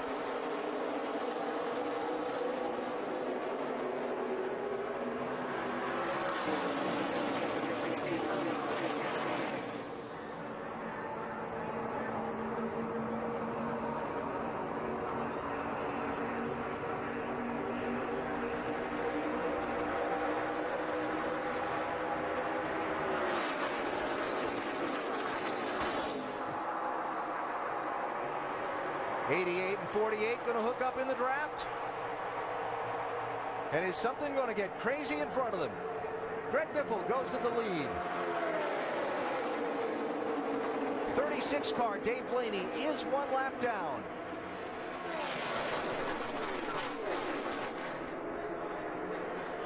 Hey, if you've employed that strategy of hanging back all day, I really think this is still too early. There's a lot of laps to go here right now. Yeah, it's way too early if you're going to use that, because this is when the most risky part of the race is. It's right now when everybody else is starting to get antsy.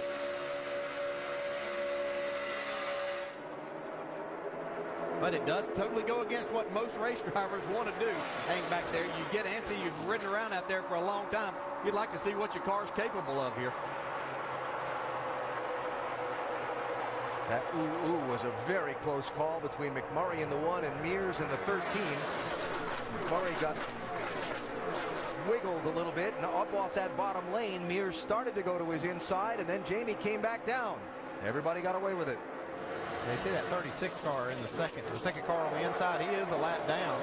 He was able to start in front of a lot of leaders because they made that extra pit stop.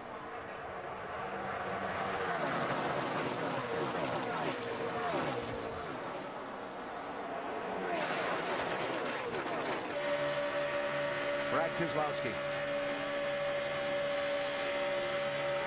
Now, I agree in Brad's case where he started up front here on this restart, even though he's been hanging back a lot of this race. You're up there. You got to try to keep that track position that you have right now. Whoa. We're going to see that ramp up a lot here. The bumping's going to get a little bit harder. The holes are going to get closed up quicker. Kevin Harvick, 29. Looking for a piece of the lead. Got it that lap.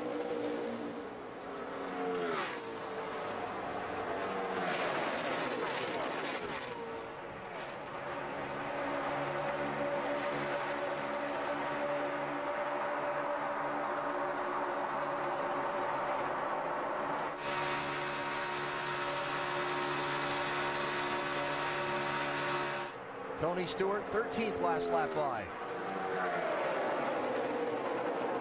Yeah, this will be the first time we've really seen Smoke up in the mix all day long. He started with that strategy of hanging out at the back to avoid anything that may happen. Haven't really seen anything happen, but now it's time to go. Well, we hadn't seen what he can do. I know that you picked him at the beginning of the show. He was your favorite to win this thing, and he hasn't really shown us anything, but I don't think it was time for him. Like you said, it's not time for you to go yet, right? No, it still wouldn't be time for me to go, but here again, it's... Oh, no, trouble there. Contact. Wow, they got away with it.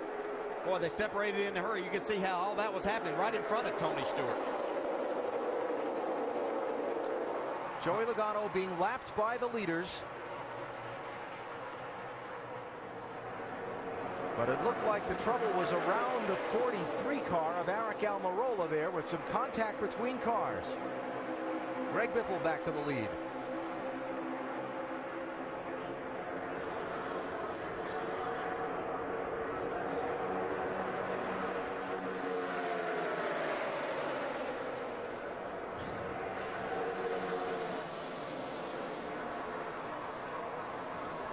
Actually, the first contact was Matt Kenseth and Jeff Gordon. Looked like Gordon got into Matt. Yeah, but Matt got loose, I believe, once again down into the corner. Now, it could have been because of contact getting pushed down into the corner.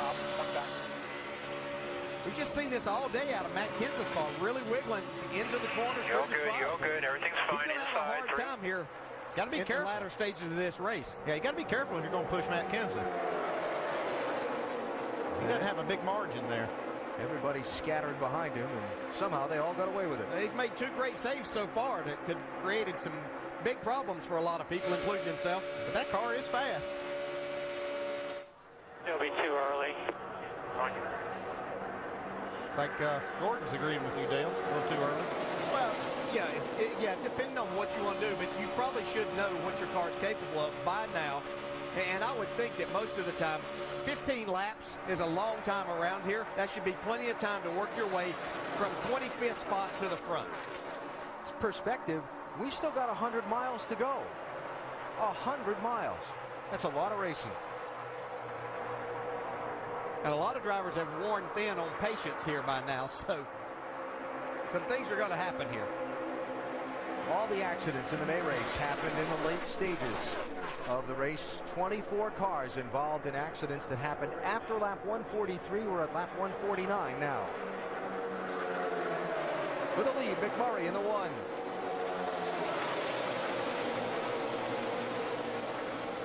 I'd give that one to Biffle by an inch or two.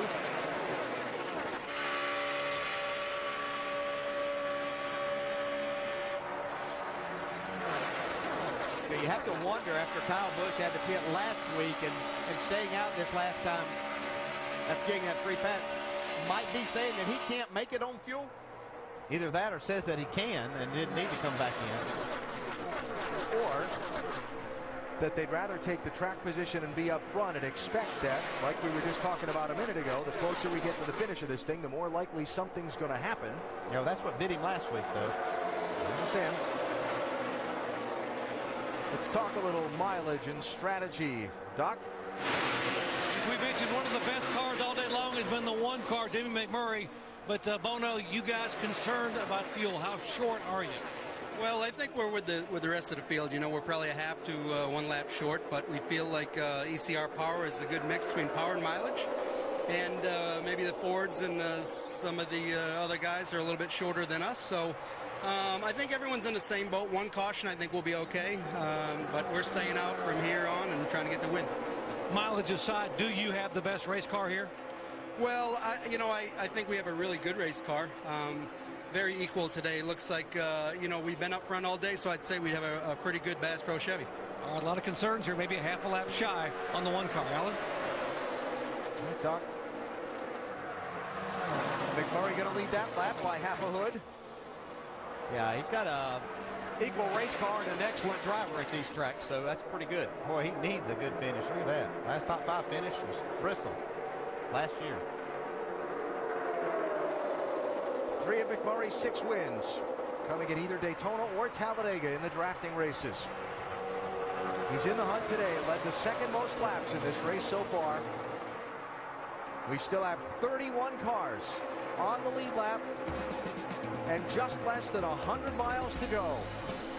How's it all going to turn out? We'll go NASCAR Nonstop, presented by Pennzoil.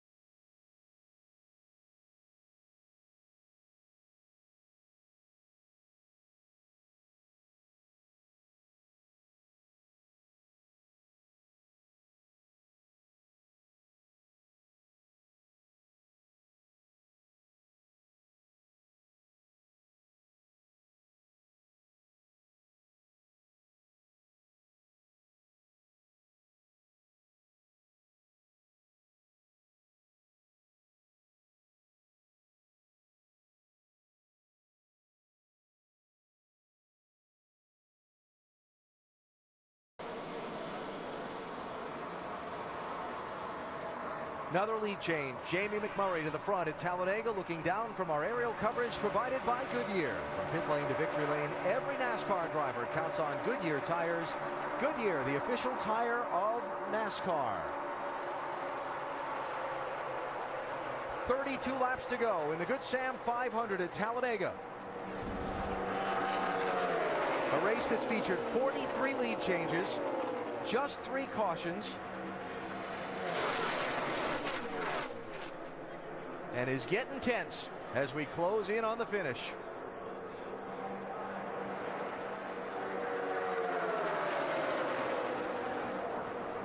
Well, McMurray just keeps on being the car that makes its way to the lead.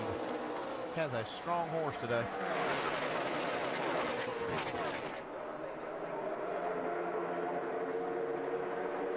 Kyle Busch starting to push a little water in that 18 as he tries to push Greg Biffle past Kevin Harvick in the 29, Jamie. And Kevin Harvick talking to his crew chief, Gil Martin. Gil telling him he's going to be a lap and 3/4 short. So Kevin telling him when he's letting off the gas and when he's not. In the meantime, he likes to be the one pushing. That is the position he wants to be in. And he has a teammate in Jeff Burton, but he's a few cars behind. All right, Jamie Harvick there behind Greg Biffle. Jamie McMurray with Kyle Busch behind him. As Juan Pablo Montoya takes the 42 car to the garage. As he came by the start-finish line the last time, he just pulled out a line. Apparently it was an engine issue. Tony Stewart starting to show up toward the front in that 14 car. One of the guys that's run around toward the back of this lead pack a lot today. He might have done that, but when it comes time to draft your way up front and figure out which lane to be in, Tony Stewart's one of the best at doing that and utilizing the air and his race car and getting himself in the right position to win these races. You know, Dale, you were just the same way. I mean, you had a knack for this kind of racing. What is it? I mean, what is it that makes somebody good at this? Well, you work for the best at it in Dale Earnhardt, and you know, paid attention to a lot of things he did, but you just develop a feel for it as to what you can do with your car and what you need to do, and you know, you get more of a feel of it without having to look at your gauges and things like that, like the tachometer, which tells you that you're picking up speed. You just gather that feel, and Tony Stewart's one of the best at that, as is Jamie McMurray up front right now. Confirming it was engine on the 42 car for Juan Pablo Montoya.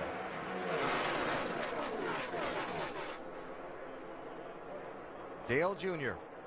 trying to make that outside lane go forward.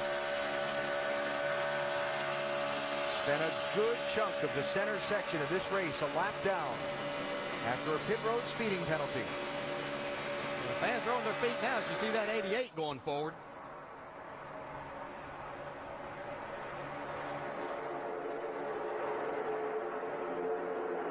And another lap side by side for the race lead, Biffle and McMurray.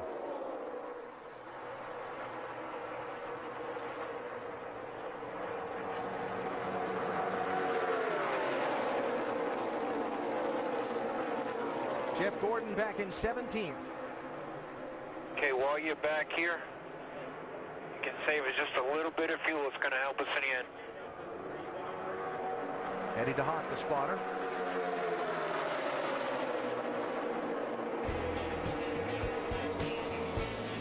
.27 laps to go.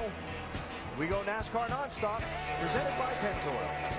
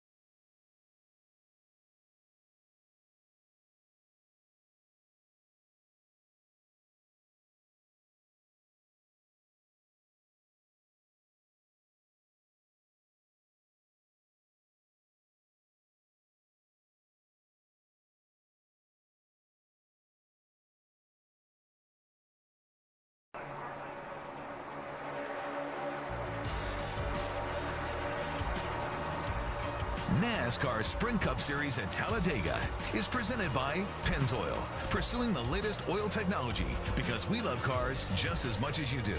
And in part by Toyota Care, caring for you and your car. And AT&T, the nation's largest 4G network. AT&T, rethink possible.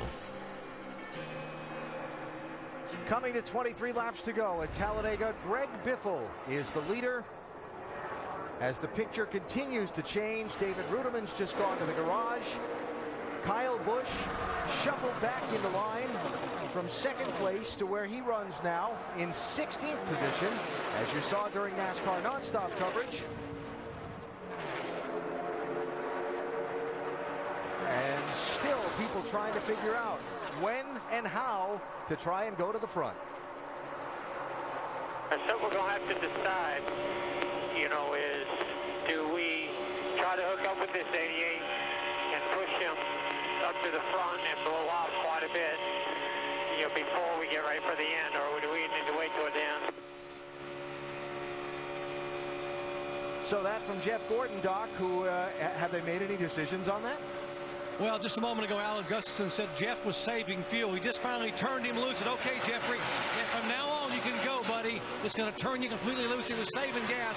They were a little concerned, a little short. And now because of the radio, Jeff's going to try to find somebody. He would love to get to the 88 and be able to get hooked up with his teammate to the right side there, and maybe the two of them go toward the front. All right, so Jeff still kind of trapped there. Back toward the end of that line. Further back, this group separated by a little bit of racetrack, then a second group where Denny Hamlin runs all the way back in 27th place. Look at the gap from that group. And then Hamlin's back in the second group, Jamie. It's interesting to see how many drivers like Jimmy Johnson have gone from the back and they're moving their way forward. You guys haven't budged. What's your plan, Darian? We're in the back there saving some fuel still a little bit. We're a couple of laps short, but going to kind of still wait for that big one to happen. If not, we're going to be ready to go there at the end. They've already made a couple of runs up in the front. Denny saw how fast he was and how much speed he had, especially there working with the 5, so going to hold her on for a little while. All right, Casey Kane's team was down here. They're talking. They're making a deal for the end, Alan. Okay, Jamie, thanks. Lead change. Jamie McMurray back to the front. Well, like we've said that a lot today. Yes, we have. 45 lead changes in this race. About to be 46. Yeah, that Hamlin group, back to them just a second, they've fallen off back about 5 seconds behind this lead pack. It'll be interesting to see when they decide to go, how quickly they can make that up. That's getting a little further behind than what I like. Outside lane, Dale Jr. pushing the 2-lap down car of Joey Logano. And they're going to the front. Junior decided he couldn't depend on somebody else to push him. He was going to do the pushing and go as far as he could. See, Tony Stewart now pushing Kevin Harvick to the lead.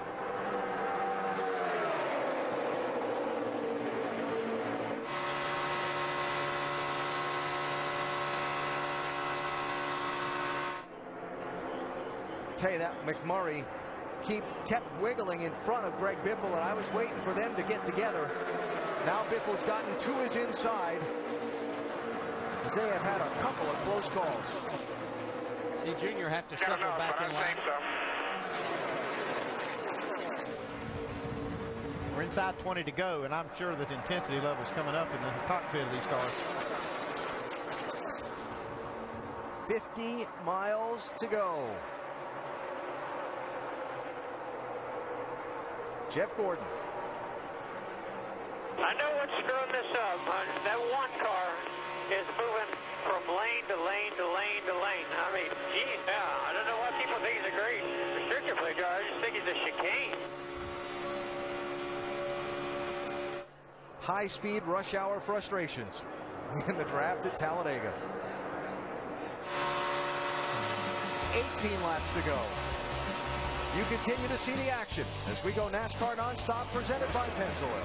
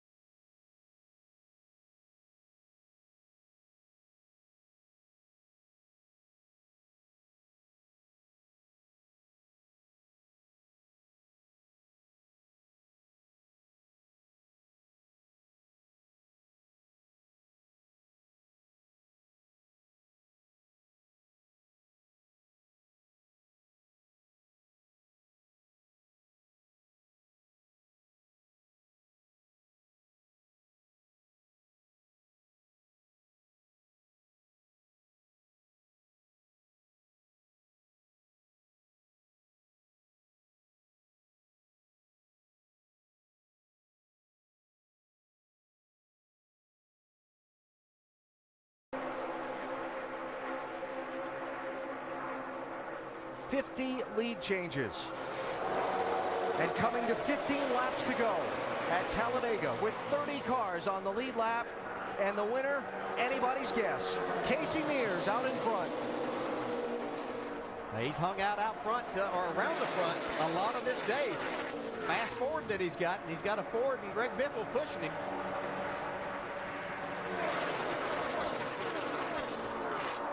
Some of the guys that have hung out toward the back all day starting to push their way toward the front. Jimmy Johnson, Clint Boyer, 48 and 15. Tony Stewart, 14.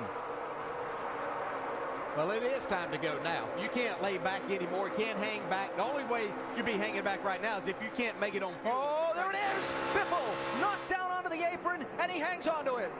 Wow. That's two big wrecks that should have happened. Him and his teammate, Matt Kenseth. I don't know how they both didn't crash at each one of these incidents. They were very similar. And McMurray to the lead.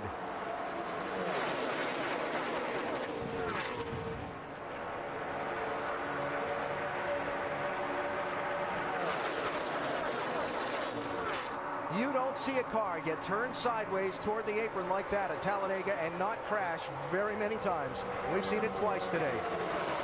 Well, you see a lot of pushing and shoving going on right now. Okay, we're inside 15 laps to go. You see that 15 car Boyer, he's starting to make his way up through there. You're going to see a lot of new players at the front. Gordon and Jr. with a run to the outside of Harvick. Kyle Busch has a Come on, get it. Hang on to it. He backed off. You're all good right there. Holy cow, how did he do that? Talent. Drifting through the triangle, through the corner. Now they'll regroup and try again. Keselowski forcing a lane to the outside. Yeah, you see Junior slowed up to get back on Gordon's bumper. That everybody else decided they didn't want to come out of the throttle.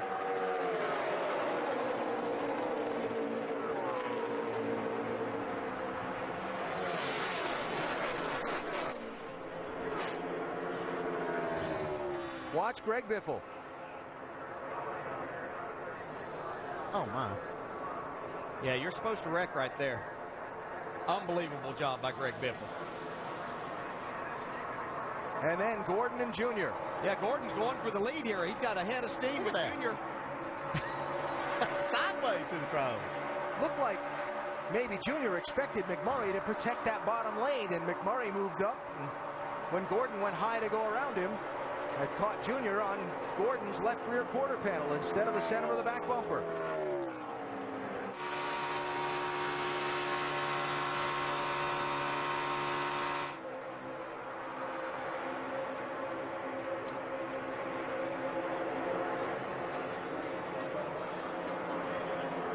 Couple of slower cars. The leaders will come up on to overtake right here. 30 car David Stremme, and ahead the 23 car of Robert Richardson. Stremme to the apron to give way. Boy, there's a lot of pushing going on right here. Hey, that group of Hamlin and Truex and Kane back there, they're not really gaining anything on this front group. There's Truex heading up that second pack way back there. 6 seconds off the lead. About 4 seconds off the tail end of that lead group.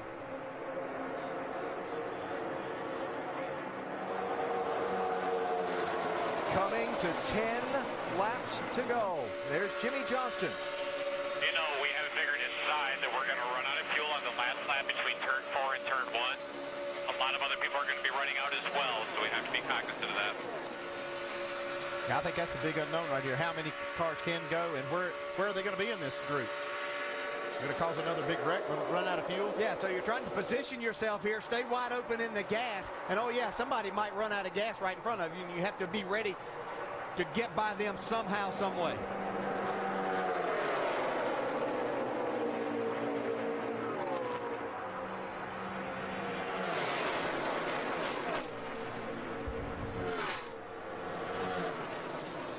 Who makes the next move? Who decides it's cool enough and they need to go now? as the leader, Jamie McMurray, hits 9 laps to go, Doc. And they have told Jamie we are close. I have not heard them tell him what they told us, is that they're about a half to 3/4 of a lap short. Chip Ganassi watching left side of your screen. It has been an abysmal year for this team. They have not had a top 20 finish since Pocono in June. How big would this be? But yet they may be a half a lap shy on fuel. This whole thing can turn inside out in a number of ways in these last 8.5 laps.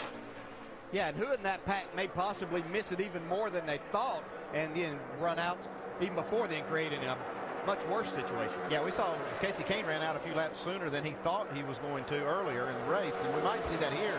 I think you'll see that within about 5 laps to go. That's when I'd be on my toes for that. Still not much you can do to defend against it. You just have to go.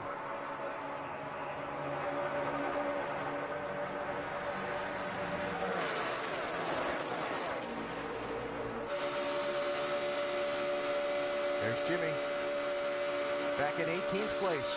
Yeah, there's a pack coming. That second pack with Hamlin and Truex and Kane, they're starting to now get a sniff of this lead draft. They were quite a bit quicker the last lap. They've actually closed the gap. And if they get there, they'll have a lot of momentum to see just how far they can go. Yeah, but you're going to have to stay tucked up pushing, and I just haven't seen anybody be able to stay there that very long. But once you get inside of 5 laps, you got to push and get as much as you can.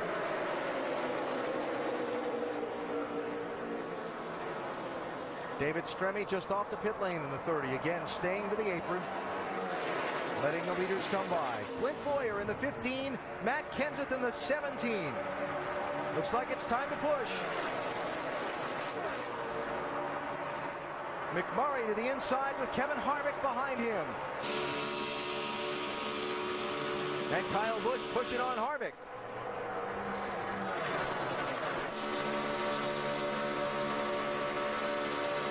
Look at those cars move around at those speeds.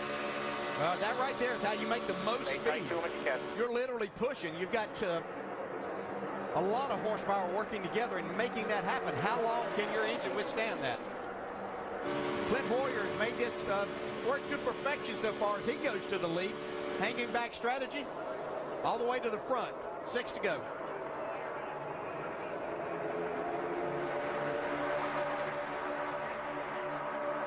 Casey Mears, 13, still in the mix.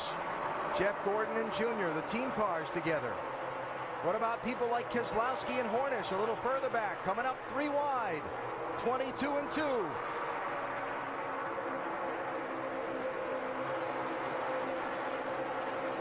Remember that Clint Boyer is the winner of this race the last 2 straight years. I don't know about Boyer not letting Kenseth be the man pushing him. That's one of the fastest cars out there. Oh, trouble. McMurray goes for a spin.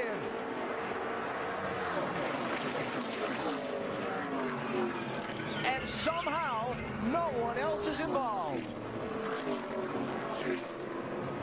Hey, we got front end damage here. Job today. That's a tough break for this team. They had a great car today.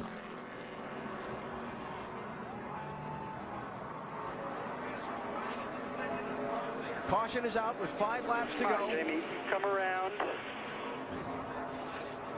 Jamie McMurray being pushed by Kevin Harvick at a place on the racetrack where his car is kind of looked to the eye to be a little unstable at times during the day. Yeah, and anytime you get hit going through the trial, well, you have a lot of wheel in the car right there. I mean, it's a normal turn that you're making through there. Any contact, as you can see, and wow. Yeah, McDowell just barely missed him. That's a shame for Jamie McMurray. He'd done a fantastic job with this car all day. It's going to be tight as to who was leading that lap there.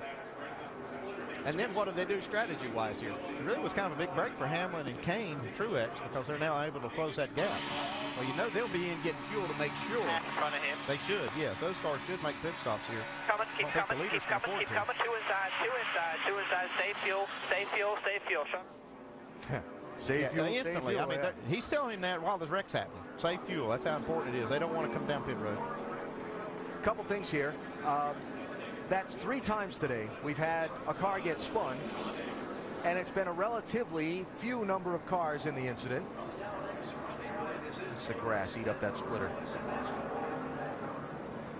Yeah, you can see how much damage it does to the whole front end. And second thing, remember at the caution, they freeze the field, go back to the last scoring loop to determine the running order for the restart. That should probably be Clint Boyer. So pit road's going to be open here for all of the cars. Lead lap and not on the lead lap.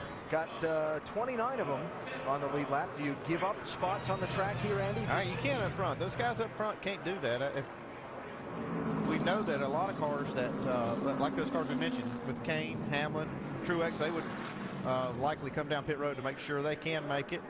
And anybody that knows they can't, that really felt like they were going to run out, period, would have to come down pit road here.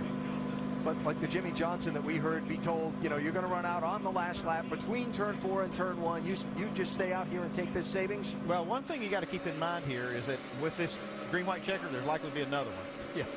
So then you got to factor that in. That would probably, if I'm one of these chasers like Jimmy, I believe I'd come down and get gas and just see what I can get.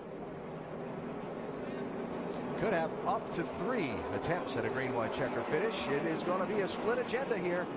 A lot of them going to come in, but not all of them. It's a lot of them, though.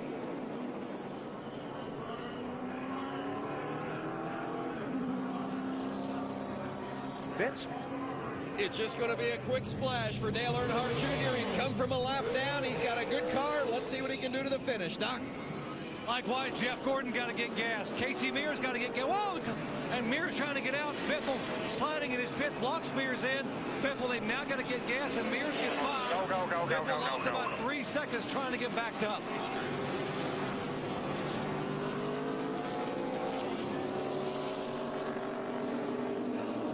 Denny Hamlin, we heard Darian Grubb say earlier, they were a little short on fuel. Now they also were about 4 seconds behind the lead pack. Yeah, big break for this team. And now the list of those who did not pit and chose to stay out. Clint Boyer, Matt Kenseth, Kevin Harvick, Trevor Bayne, Tony Stewart, Regan Smith, Michael Waltrip, Casey Kane, Terry Labonte. And I'll double check to make sure I didn't miss anybody. Looks like maybe Eric Almirola also did not pit. You notice the top 3 in points coming in here, though, all came down pit road to make sure they can make it. That's smart. He races for a championship.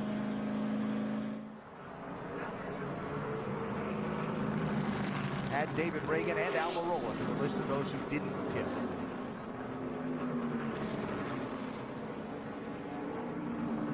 So it'll be 1 to go this time. A series of overtime finishes here at Talladega, not all that unusual.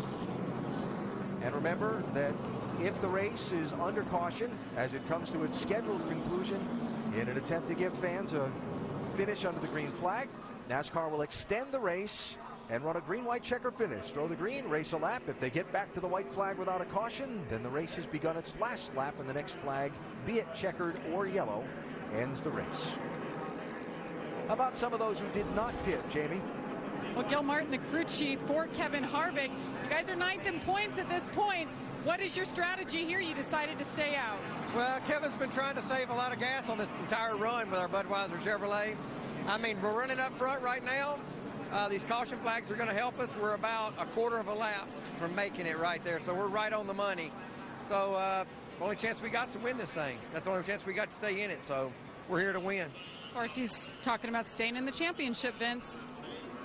Addington Steve, the crew chief for Tony Stewart. How close are you to fuel in the end? We'll be right on it. I think that if we could, as long as we don't have another green-white checker, we'll be in good shape. I think guys crunched some numbers and said we were good to go, so we're going for it. You spent a lot of time at the back. Now you're up at the front. You got Tony Stewart with the wheel in his hands. How you feeling? I'm feeling pretty good. Feeling pretty good. He'll get the job done. I think we're in pretty good shape. Took care of our car all day long, and that was the game plan. And now we're going to run them for it. Thanks for the time, Steve. Alan? All right, Vince. He sounds relaxed. I'll bet he's not. No, he's not relaxed, but he does sound confident. He's got Tony Stewart behind the wheels, going to line up 5th on the restart. Green, white checker. I'd be feeling pretty good, too. Yeah, and something that's going to be a little different here. 2 cars can hook up now. If you can find a good partner, you can stay hooked up through these laps, and your car's not going to overheat to get to the checkered flag. Clint Boyer, the race leader. What do you think? We're committed now, bud. We're committed. Let's go for a trophy. Let's go for the trophy. So there's how they made their decision. Clint Boyer started the day the 4th place driver in the championship, 25 points off of the lead. He's leading the race now, Mike. Strong race car. The question, though, Jimmy, as it is up and down pit road now, fuel. Where do you stand? We're good to do this, but one more caution, we won't make it. It's got to finish this time. Like everybody else, very close. Alan? 2 laps to settle it if we don't see the yellow flag in the first of those 2 laps. 29 cars on the lead lap. Clint Boyer, Matt Kenseth bring the field to the restart.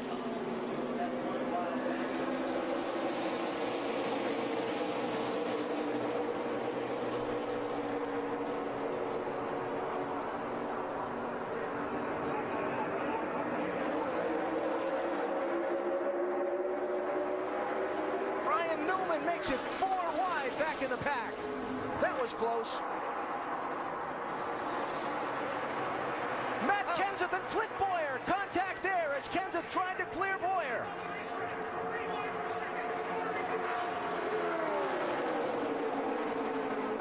Casey Kane trying to push his way through, and it's Tony Stewart on the outside lane with Sam Hornish behind him. Yeah, Matt Kenseth sitting duck right here. They could be coming by him on both sides. Outside. What's the 15 Stewart to the lead at the white flag. We're on the last lap. Will they make it back? Wayne will pass the fast when he's got the 49 pushing him here. 4 deep behind Stewart and Kenseth. Yeah, Kevin Harvick's got some real help coming towards the front here. Michael Waltrip in the 55. Into the picture. Pushed by Casey Mears. Kenseth with Harvick behind him. Oh, there's contact. Get out of you now. Stewart into the middle of the pack and over.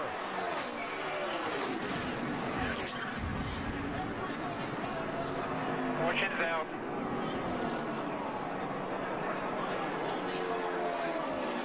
And a huge wreck to end this race. Matt Kenseth is going to get to the finish line first. Is everybody okay? And one of the championship drivers got through. Which ones didn't?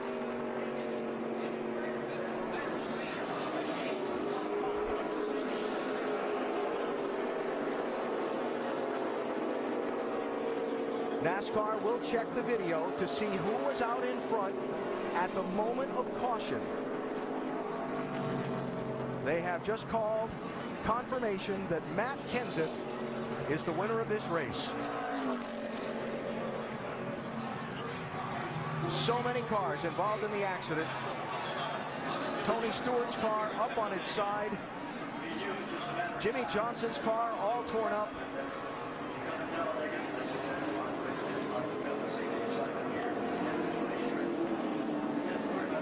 And it's going to take a bit to sort out the actual finish of this one as Stewart climbs from his car.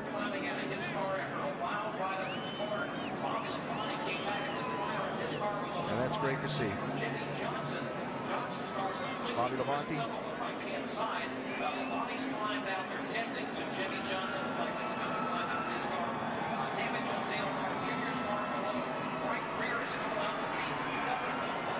And the scene.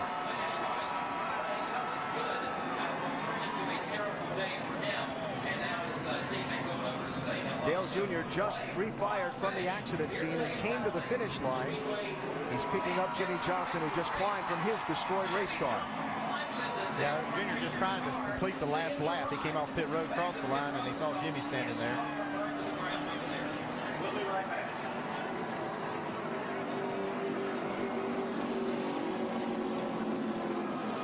If that left rear tire doesn't come apart, not going to be good on Jimmy. He'd be the first to know. Yeah, I know. Chaos at Talladega Superspeedway. Matt Kenseth is the beneficiary of all the problems out there. Well, what a turn of events. First, show you who was in the lead. At the moment the caution came out, there's Stewart with Matt Kenseth.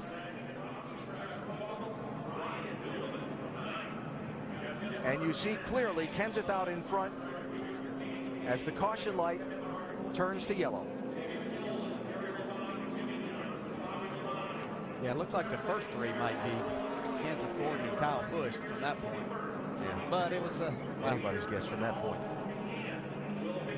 It all started. Michael Waltrip had a huge run down on the bottom, getting pushed by Casey Mears. That definitely was the first contact we saw was Michael Waltrip into Tony Stewart, but he was getting a big, big push and nowhere to take it.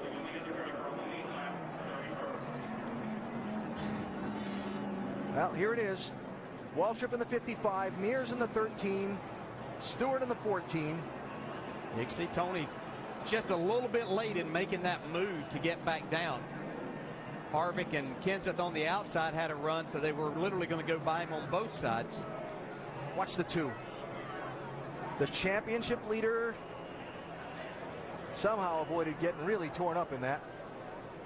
See, it looked like Martin Truex was going to get through there. Bobby Labonte caught him right at the end.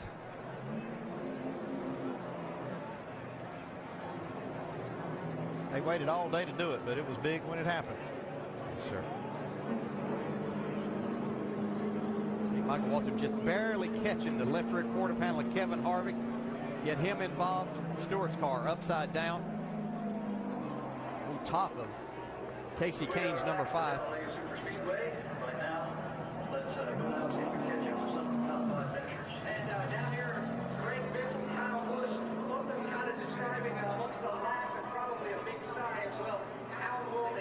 Incredible.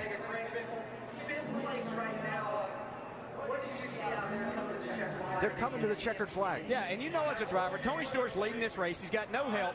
He tries to make a move that's going to get him some push and help. And you know as a driver, if you make that move, there's a chance that somebody's not going to lift on the last lap, and this is a situation that could happen.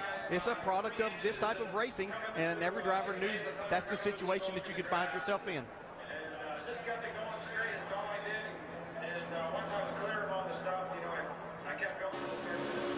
From Clint Boyer's seat.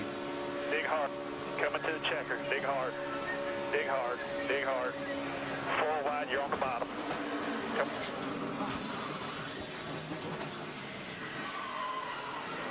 Get it right if you can get it. Get it right if you can get it. Get to the checker. If you can get it started, get it started. I see it. Casey Kane. About to have an unexpected passenger.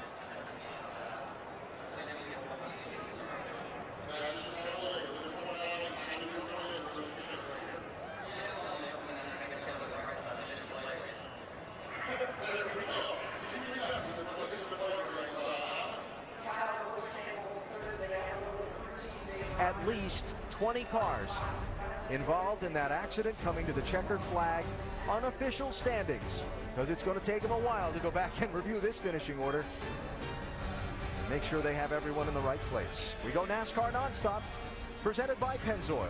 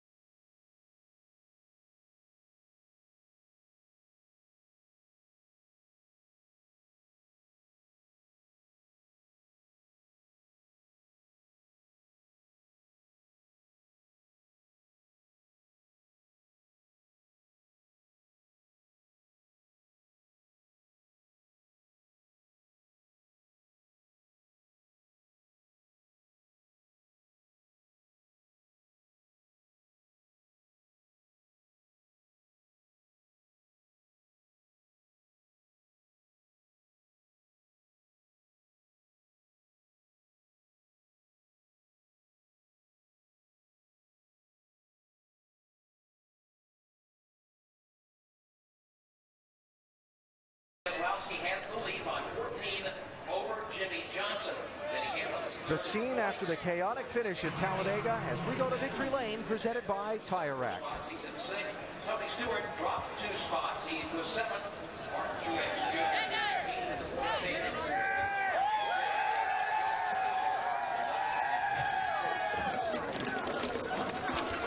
Matt Kenseth celebrating another restrictor plate win, your second restrictor plate win of the year.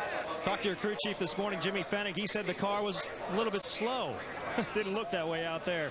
How would you describe the day? It was pretty darn fast. It was really hard to drive on the bottom. We just kept getting looser and looser during the race. When I get back in the pack and I'd have people outside of me and people pushing me, it was really hard to control, but it was really, really fast. Doug Yates and the boys at the engine shop did a wonderful job with this Ford. And if somebody would slow up and get on me, I could just push them to the front. So we've been so strong at all 4 of these plate races. I feel really good for these guys to get to win. Restrictor plate racing isn't a lot about the driver. It's about Jimmy Fennig and this whole team back here. So proud of them guys. Real quick, I got to thank Sprint, Best Buy, Ford, Zest, Fifth Third, Valvoline, Gatorade, and Citizen. And also proud to have the NBCW on here for CF on here for today.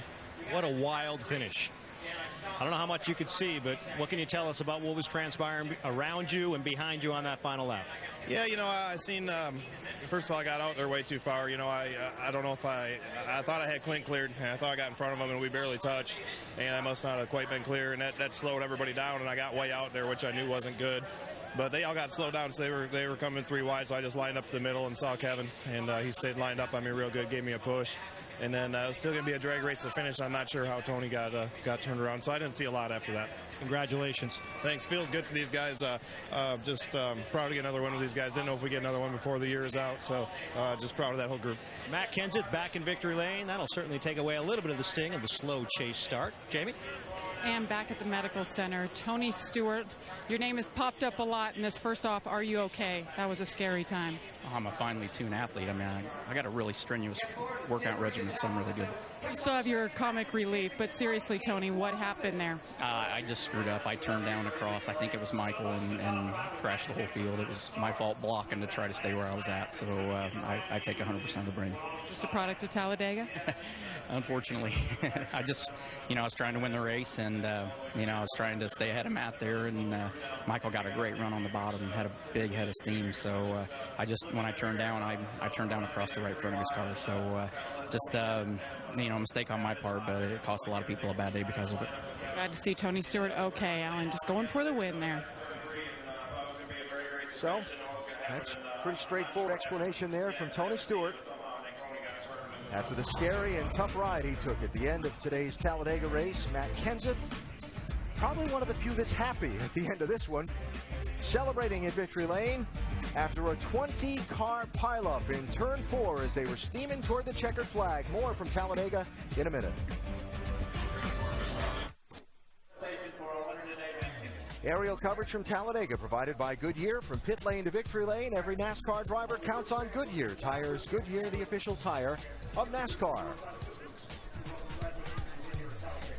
Well, we know that Jeff Gordon finished second in this one, Doc. What a wild one here, Jeff Gordon. They show us that you finished second. What did you see in that final lap? I didn't see anything but Casey Kane's rear bumper. That was the craziest finish I've ever experienced here at Talladega. And for a change, I finally come out on the good side of it. But, I had my teammate in front of me, which was perfect. I had the 18 behind me, one of the best pushers out there. And we took the green and we were pushing. But we weren't going anywhere. I mean, our lane just would not move. The middle, the outside, everybody just kept passing us. I was like, there's nothing more I could do. I was running wide open, just hitting the guy in front of me, getting hit from behind, there was times I was just trying not to wreck Casey, but yeah, we were being very aggressive, and we come to the trial, we'll take the white. I really have no idea how we all made it to the white flag, because it was 3-4 wide, cars moving everywhere, but basically I went into turn 3, I was right on Casey, I saw smoke, and they checked up, I hit him, I got hit by the 18, and somehow that turned me down on the apron, and I just put it back to the floor, and I drove by every car, and I come out of there second behind the 17 car. That's definitely what we need to do. That's like a win. And sure, I'm glad we survived it. We'll see what we can do with it from here on out. Jeff Gordon, second week in a row, he finishes second and now moving up in the points, guys.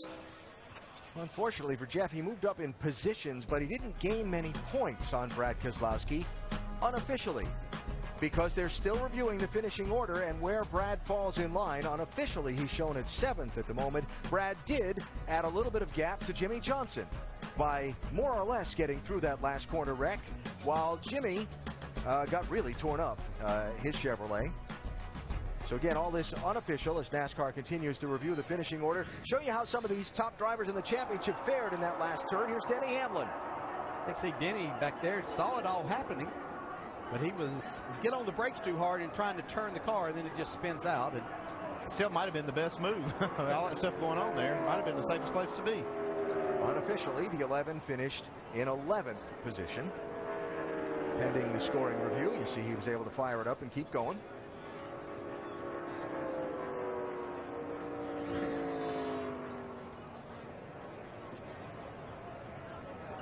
And with Denny Hamlin we'll catch up with Jamie Little. And Denny Hamlin talking to the media right now. Grass all over you, Denny. What a day for you. First off, I thought you waited maybe a little bit too long to go forward, but looking back, are you happy with your plan today? I mean, it sucks. You know, I'm sure all my fans are frustrated, but I mean, it's what you have to do. I mean, you kind of give up the chance at a win riding in the back all day, but you got to miss the wreck, and that's what I had to do at the end. Was just basically, as all those guys were wrecking, just go through them, slow down, let them all crash, and then drive around them and get to the start finish line. So you got to maintain the pace, and that's what that's what everyone did. And so it sucks that it's not a top 10 finish, but it's better than my average here. Where you were and what you saw happen ahead of you, how was your heart rate at that moment when you've got to make a split decision or you could be part of it? Yeah, I mean, you're not going to go forward by driving into the wreck. And so I knew my objective, as soon as I started to see smoke and a car going sideways, is to back off from the pack, because everyone's always trying to gas up, get to the start finish line, but you've got to maintain, you got to keep rolling, you got to keep going. And so for me, I just backed off and then let all the cars wash down to the bottom and then went around them. All right, Denny Hamlin brings it home 11th, unofficially still 3rd in points, Vince. Kyle Busch brought it home 3rd, had one of the best cars, overcame a speeding penalty early in the race, and still in there fighting for it at the finish. And another crazy Talladega finish. Good run. Yeah, it's about how they always come down to, but great race for us and our team. The guys did a great job in this M&M's Camry and gave me a good piece. It was really fast when we were out there in the draft, pushing some guys and making the outside lane actually move forward a few times. So it was really good. Just there at the end, the last lap, man, it's just anything. Everybody goes for broke. So we were on the bottom there behind the 24, who was behind the 5, who was behind the 15, and I was pushing my foot. I was quarter throttle, and we weren't going anywhere running in the back of those guys. And then everybody's going by us on the outside, and then we got into turn 3 and seen the 14 car turn sideways, and just everything ensued after that. So I just cranked it left, went to the apron, and tried to get through there as best I could, not get hit by anybody else. Fortunately, we made it and come home 3rd, so not too bad. You were due for a good break. Well done. Yeah, thanks. Kyle Busch, he finishes 3rd today. All right, Vince, thanks. So as Matt Kenseth celebrates, all we know for sure so far are the top 6 finishers: Kenseth Gordon, Kyle Busch, David Reagan, Regan Smith, and Greg Biffle. Everybody else, the scoring is being reviewed by NASCAR after a 20-car pileup in turns 3 and 4, coming to the checkered flag that started with Tony Stewart up about 3rd place. You can see right here Regan Smith working his way through there. Looked like Martin Truex might get through there with a pretty good points day, but right here at the end, Bobby Labonte's going to catch him. And look at the condition of David Reagan's 34 car. Beaten up. Yeah, and he brought that car home 4th. Let's go to get him a top 5 finish. Grinding crash. Proximity's everything. Yes, it is. So many involved in the mad scramble to the finish at Talladega today.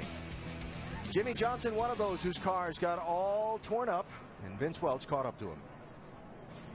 Well, Jimmy, certainly not the way we wanted to see this one end. And what would you see? What happened? Just hard racing at the end. We knew it was going to happen. We did a very good job of managing things all day long, and it was just getting real tight. I think we were probably 4 wide going into 3. and I could see some tire smoke off the guys in front of me, and then everybody just kind of merged together, and we were all in a big wad at that point. And fortunately, my car could still drive back to the finish, and I passed a couple guys that were sitting there on the bottom trying to get going themselves. So, I guess I saw 17th. I don't know. We'll take it, I guess. We don't have a choice now. Thanks, Jimmy.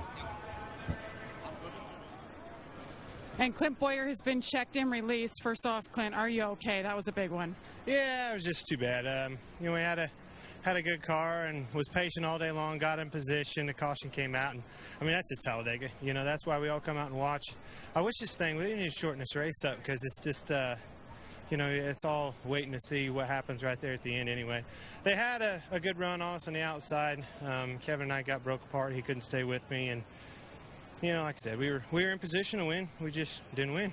What caused the whole thing, Clint? You've obviously been in that position, but you end up in victory lane the last 2 years. The 14, he hung a pretty hard left on Michael there, and it turned him and kind of wrecked everybody, but he did what he had to do. Glad Clint Boyer's okay. Casey Kane running up in that front pack when it all broke loose. Is there anything you can do at that point, or are you just along for the ride? You're kind of along for the ride once it starts, but I just about made it by, and somebody got me, I think, in the right rear corner and turned me back to the right, and I kind of sucked me up into it, and then I just felt like I could downshift and try to steer as long as I could. We ended up making it back to the line, and a few cars passed us, so we might be a little better than 13th, but it was just the way it goes. It was very close to getting through there and running second, I would say, right with Jeff, because Jeff was pushing me hard, and it just took me to the right. When you're in that situation, you're getting down to the final laps at Talladega. Can you feel it coming? Oh, you can feel it coming. You can see it coming. It's just, is it going to hit you or not? And it just hit us. We were just about snuck through there. Thanks to HendrickCars.com, Chevrolet, Farmers Insurance, Quaker State, everybody. We just about made it. A lot of damage to his race car, but good to see Casey Kane doing fine. All right, Vince, and Matt Kenseth continues to celebrate a big win, his second of the season. And Matt Kenseth, our Goodyear Superior performer today, he was almost wrecked down in turn one early in the race when a little drafting went wrong. Made a spectacular save, and now he's celebrating. Yeah, one thing I saw, this car wasn't very good, wasn't very stable handling-wise, but it was fast all day. Matt did a super job to keep it rolling and get the win. And so with the big wild card in the chase for the NASCAR Sprint Cup in the books now, we look ahead to the final races of the 2012 season, and it's on next week to Charlotte Motor Speedway for a Saturday night race under the lights. And then you see how we finish up: Kansas, Martinsville, Texas, Phoenix, and Homestead, Miami. Based on what you saw today, big thought coming out of Talladega is? Well, it's certainly the points got separated some, but as you can see there, we've got some really good racetracks coming up for some excellent racing. And as we say, anything can happen anywhere. We talked about the probability of things happening here. Yeah, they do happen, and we expect that. But going to Charlotte and Kansas and Martinsville, a short track, this points deal could get shaken up a lot. Yeah, we expected to see this kind of stuff happening here at Talladega. It took a long time for it to unfold, but it did it on the last lap, and boy, it was big when it did. Matt Kenseth lucky to get out of that one. So Matt Kenseth celebrating at Talladega after scoring the win at the end of a wild day of racing. Greg Biffle wound up somewhere in the middle of that toward the end of it, we think in 6th place, Doc. Well, Greg Biffle's been racing a long time, but Greg, you just told me a moment ago you've never seen anything like that. How would you describe what you saw in that final lap? I don't know if I can. My voice has gone from screaming. I've been racing a long time. I've never in my life seen something like that. It was literally like the video game. I mean, cars upside down, going everywhere. I don't know how I got slowed down and turned to the bottom and came through that thing. I would have, the in-car camera, if I would have had an in-car camera, $1 million shot. What I saw out the windshield of my car, it was unbelievable. Greg Biffle, through all that, though, comes home with a damaged race car, but a top 5 finish. Well, Casey Mears has been checked and released, running up front all day. Casey, what happened there? I don't know exactly what happened. I was pushing the 55 really hard, and I couldn't see much past him, so I was just giving him a big run. And then I don't know exactly what happened up front, but I think the 14 came down to block the lane, to get the run to the end. And I was pushing the 55 so hard there was no way to check up. I felt the 55 start to get on the brakes, and I started getting on the brakes, but by then we'd already all started a big pile up. So it's unfortunate. I'm real proud of everybody, you know, on the Geico Ford. We had a fast car all day. We got to run up front all day. And it seems like at these races it ends like this or you end up pretty good, you know. So it's unfortunate. It was scary. Now that I see the crash, I'm glad Tony's okay and everybody's walked out okay. Good day till the end for Casey Mears. Heading into this day, we expected some separation to happen in this race. It did in terms of the points. Who do you think now is in an even bigger hole? I take a look at Jeff Gordon. I really thought Jeff would maybe pick some more spots up. Even though he finished second, and he still hung there, you know, over 40 points behind. So, I mean, this poor guy is trying like crazy. He's having good runs, but can't seem to make any gains on the points. He's trying hard, but the day was one crazy day, and he really escaped a big one. There's no doubt about that. Finished second, even though he didn't gain the points. Well, another week goes by, and I think the 2, the 48, and 11 separate themselves much further from the field as far as someone else gaining on them. So I think at 2, 48, and 11, I think that's your chase race. Yeah, except those guys have gained on second and third. So I'm not ready to give it to anybody yet. But I just we had such a good race going on. I just wish we could figure out a way to finish these things, and let the guys race for it. I hate to see that much stuff torn up on the last lap. Good race cars just destroyed. We hate to see it happen actually live on the track, but let's take a look at it as it happened again. And I want to point out the 2 car of Brad Keselowski in the back behind the 18 of Kyle Busch. Yeah, he escapes. He does. He keeps on the bottom of the racetrack, and he gets through this melee of cars just flipping and sliding all over the place. And, you know, you sit here trying to think, okay, who caused all this? Tony Stewart took the blame. Michael Waltrip had a big run. I will tell you, in my experience here at Talladega, that is just racing. I mean, it's the last lap. Everybody's going for it. Michael's got a big run. Tony's got a good run.